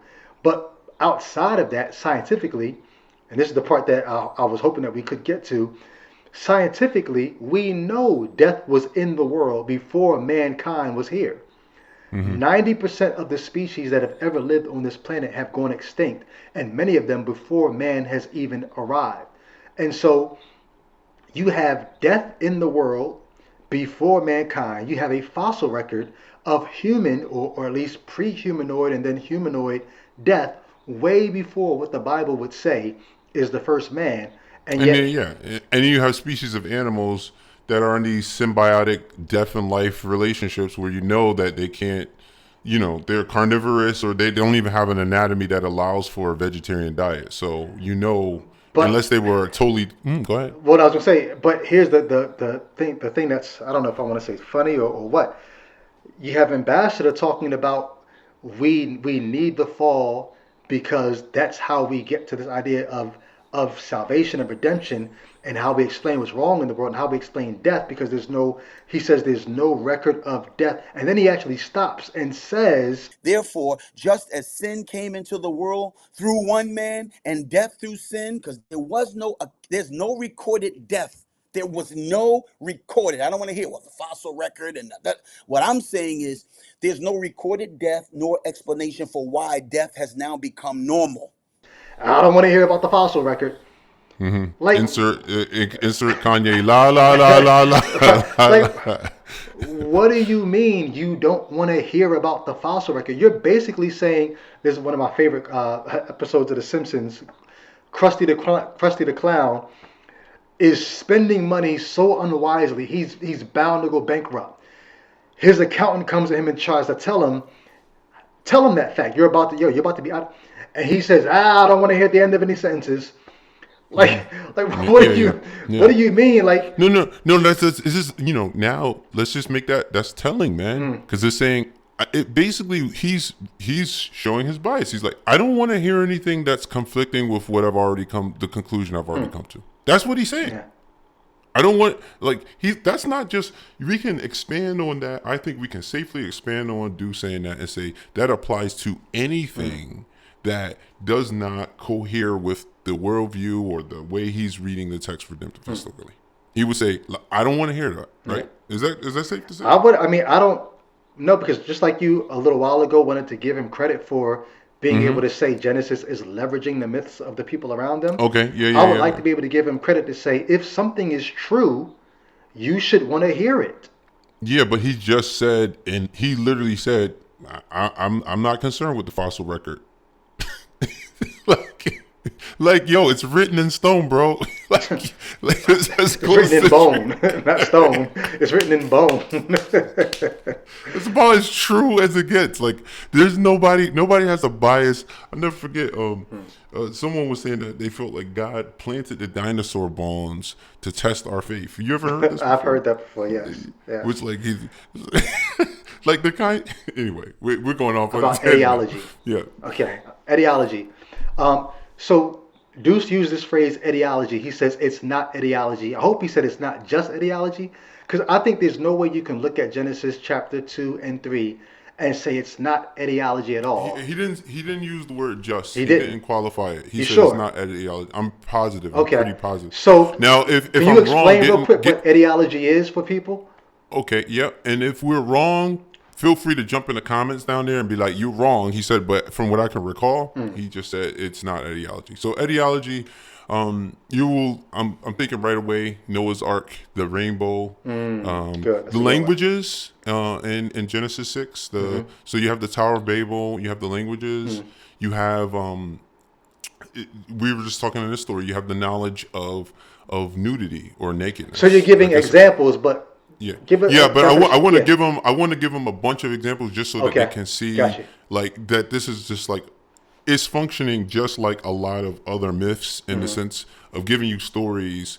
Like you might have like the myth of Arachne to explain like I guess something to spiders, like how they came to be. You know, you Yeah. have like some myth. In the Bible, we have them too. The Bible is not devoid of these myths, and one of them we know that rainbows. We know that there's a physics involved in us being able to see rainbows that has nothing to do with any promise, and that physics wouldn't just begin after the promise was made. You know, so anyway, go ahead. No, you haven't. I'm still waiting for the definition. Like, can you give a definition? So the definition basically being like you have these stories that when they're told, they're supposed to explain later phenomena that we see in the world. They explain the way things are. Yeah. So if you look at the world and you say, oh, there are a lot of different languages in this area I live, which we can assume around the area, cosmopolitan area of Mesopotamia, you would have came into contact with people speaking different languages. And a curious person at that time would say, well, how did, if we all came from one person, how do we all speak all these different kind of languages? And it's like, okay, well, here's the story of the Right. Tower of Babel, and we'll explain to you. You just gave me two good ways to explain etiology. Here's the story of how we got these languages. So etiology is here's the story of how. Doesn't matter if the story is true. It's simply to silence the question of how. You could simplify etiology by saying here's how. And the here's how doesn't need to be true. That's etiology. And so when you read Genesis, especially 2 and 3, there is a lot of etiology in Genesis 2 and 3. A lot of here's how that especially we now know some of that here's how is not really how. And I had a thought while you're saying that, and I'm like, yo, in a lot of ways, the Bible itself is the whole thing is like I'm basically an anti-etiologist. If you think about me, like I'm like the opposite. Like I don't, I like it's like if people will take a simple they'll take a straight answer whether it's false, true or false. They don't care, and I just not me, And etiology is the art of coming up with simple and usually untrue answers for complex questions. Yeah. Like so language. Yeah. Language, for instance, the text tells us it was Babel, but we know that's not how language. Like we've seen in our own lives. Words get added into the lexicon. We've seen the language of English evolve in our own lives, and so we know. And if you look at Shakespearean English and you look at our English, sometimes it's so different. It's almost, and you go back far enough, and you end up in German if you go back with English. So we know that languages derive from other languages. That's why we call them. You have like a parent language. You have cousin languages. Right. You have the Latin languages. So you have like Italian. You have Spanish. Right, and you'll see, and if you go back, you can see our Greek origins. This is what they call etymology, where they break down the etymological derivation of words and whatever. So we know how languages work, but that's not what you get in the Tower of Babel. Right. Okay, you get a story where usually there's just again, it's very similar to the Garden of Eden, where you have God feeling very intimidated, basically, and creating all of these languages to confound people and to keep them from working together. Anyway, I'm glad you said that. The similarity with Genesis chapter 3, right? Yep. Etiology is here's how. or here's why. So look at all these ideological features you get in Genesis chapter 2 and 3. Mm-hmm. Here's why we work, right? Mm-hmm. God made us to work. Here's why, or here's how we know it's wrong to be naked. We got the knowledge from eating this tree. Here's why we don't like snakes and snakes bite us. Here's why man We doesn't. die. No, not that yet. I won't go there yet. Okay. Yeah. Here's why man sleeps with a woman and not with animals. Like these are all. Oh, here's why women have pain in childbirth. All of these things are ideological, and like I love what you said. Ideology is most of the time, it's simple enough to explain to a child things that are too complex to explain to children, or things that even adults just don't know. It's simple explanations for the complex. But then the last one you said was what? What wrong and wrong, simple and wrong? You talking about that? Here's how we know what's right and wrong. We got it from a tree. And then the last one, And how we die? here's why we die. Here's why we die. Now this is the interesting thing. We talked about this earlier, and Jay Witt said it might be a spoiler alert. The concept of a consolation prize comes from Genesis 3. We don't think about this because Paul, has made us think that it's much more complex than this. And when he says yes, Paul, he's talking about he's picking on the biggest bully in the playground. That's because he's the guy who establishes all of the theology, or most of it, that all of these guys are basing their or stuff the on. idea that you would not get death without the fall. You don't get that without a Paul. You don't get that with Jesus. You don't get it. Right. There's a clip where Duce says, Ambassador says, move Paul aside, give us Jesus. Jesus will give us these same things. No, he will not. Yeah. N.T. Wright talks about the differences in the theology between Jesus and Paul. There is a difference, right? So Paul says we get death from the sin. But here's the idea. I think he even says, Paul says he got certain things from Jesus. But go ahead. We know all that. Right, from Revelation, right? Yeah.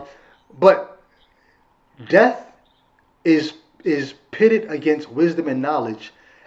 And it's almost presented like this. Stick with me here, y'all.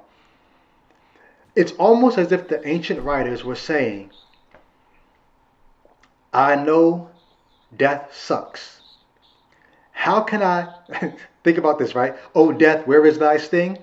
The way the ancient writers took the sting out of death was to try to say, hey, at least we got something for our troubles. You know what we got? Of course, we had to take death instead. But you know what we got for our trouble? We got wisdom. Because without, it's almost like we had to choose. We could either be immortal, but we'd have to stay naive like Adam and Eve were. They didn't even know it was wrong to be naked. We'd have to be ignorant like Enkidu, right? Or we'd have to stay like those ancient mythological folks. But we get to be immortal, yay.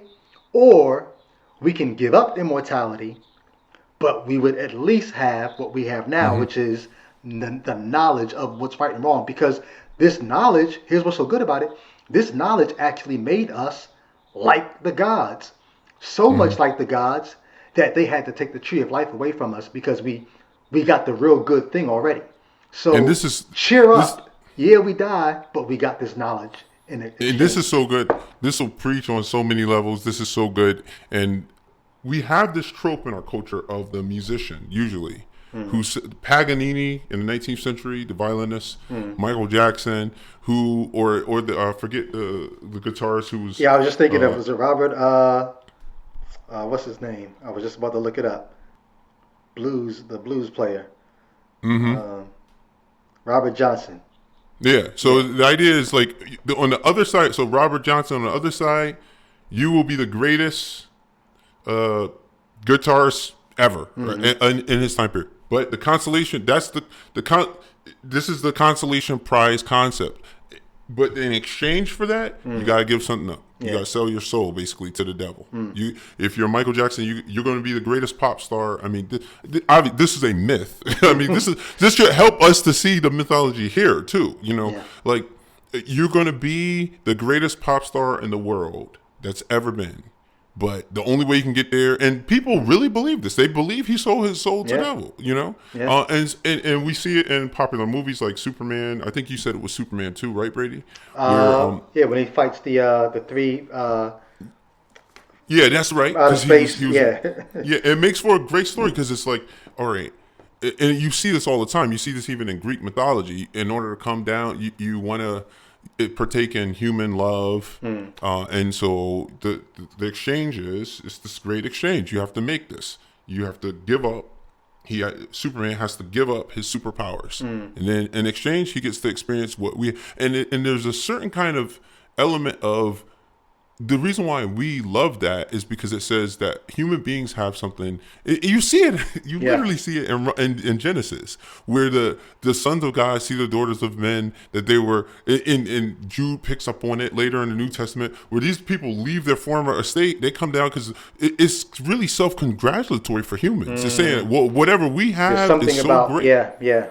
You know, it's like, so when you look at the Superman story, the man who's sitting there with his girlfriend in the theater, he's like, I got something that even Superman was willing to give up his, his Right. Teflon, you know what I mean? He Right. was willing to give up all of that to come down to get somebody like what I have that's right next to me with my arm around him. So there's a sense in which when even Genesis is like, yo, he saw the daughters of men. They saw the daughters of men, the sons of God. They saw them, the Elohim, I guess that's Yeah, probably yeah, there. yeah. They saw the sons of God. That they were, and it's like they're gorgeous. Now, the men and all of our mortality, we get to lie with these ones. They had to leave their first estate to do this, and so it is something to be said to this consolation prize. And you can see it's mythology, Right. and usually it's self-congratulatory toward human beings. Yeah.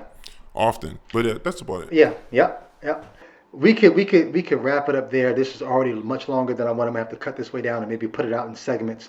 Just know, you've got people telling you about my book that I think if you were really curious, if you're a curious soul, you might just want to pick it up for yourself just to see, are they even representing the book well? I'm open to discussions about my book. Like I said, he began making me feel like this is going to be a great discussion. He even said, I texted him when the video with him and Vocab came up, said, "Yo, I'm looking forward to seeing your review of my chapter." And he was like, "Yo, let's build after after you check it out." So I'm looking forward to that. But I was looking forward to his critique of my chapter, dealing with what's really going on in Genesis chapter 3, and not trusting Paul thousands of years later to tell us what's happening in Genesis chapter 3. That's not letting Genesis speak. Biblical theology is cool if you want to go that route. All I'm going to say is, when you do that, you have to silence the voices of all these earlier passages just to make them unify with what the later authors are saying. That, to me, is not an honest approach to the text. It may be a Christian approach to the text. All that means is the Christian approach to the text is not an honest one. And you have to deal with that. And you will have to make certain choices. Like if you look at James and you look at Romans, the way they deal with the same story of Abraham and how his faith justified him, they come to different conclusions in those passages. And if you only had one of those, you would come to an entirely opposite conclusion about the way your faith and your justification works. So when I'm just inserting that to say that the way that this progressive revelation works, it's not a monolith either. So there ends up being a lot of problems because it splinters. Yeah. And you have different traditions even right there in the book. So go ahead. So we've said enough. Yeah. Ambassador expressed his love for me at the beginning of his review. I got love for him. I mean, we go back, to the mid '90s, doing life together, doing ministry together. I love that brother. I love CM. I think my respect for them hasn't changed. I don't know that they've. I don't know. I hope their respect for me hasn't changed, but I really don't know. But my desire for believers today is that you at least know what it is that your religion, your holy book, is telling you, not just in the biblical theological aspect. Like you can know how they're taking all these individual parts and putting them together to build, something greater. But I think if you look at the parts, you realize that what you're putting together is a monstrosity of a faith. I used to think it was a beautiful faith until I began to inspect the parts of the whole and just realize that this does not hold together. Hmm. And the things you have to do to hold it together, to me, they're unintegral and they're un.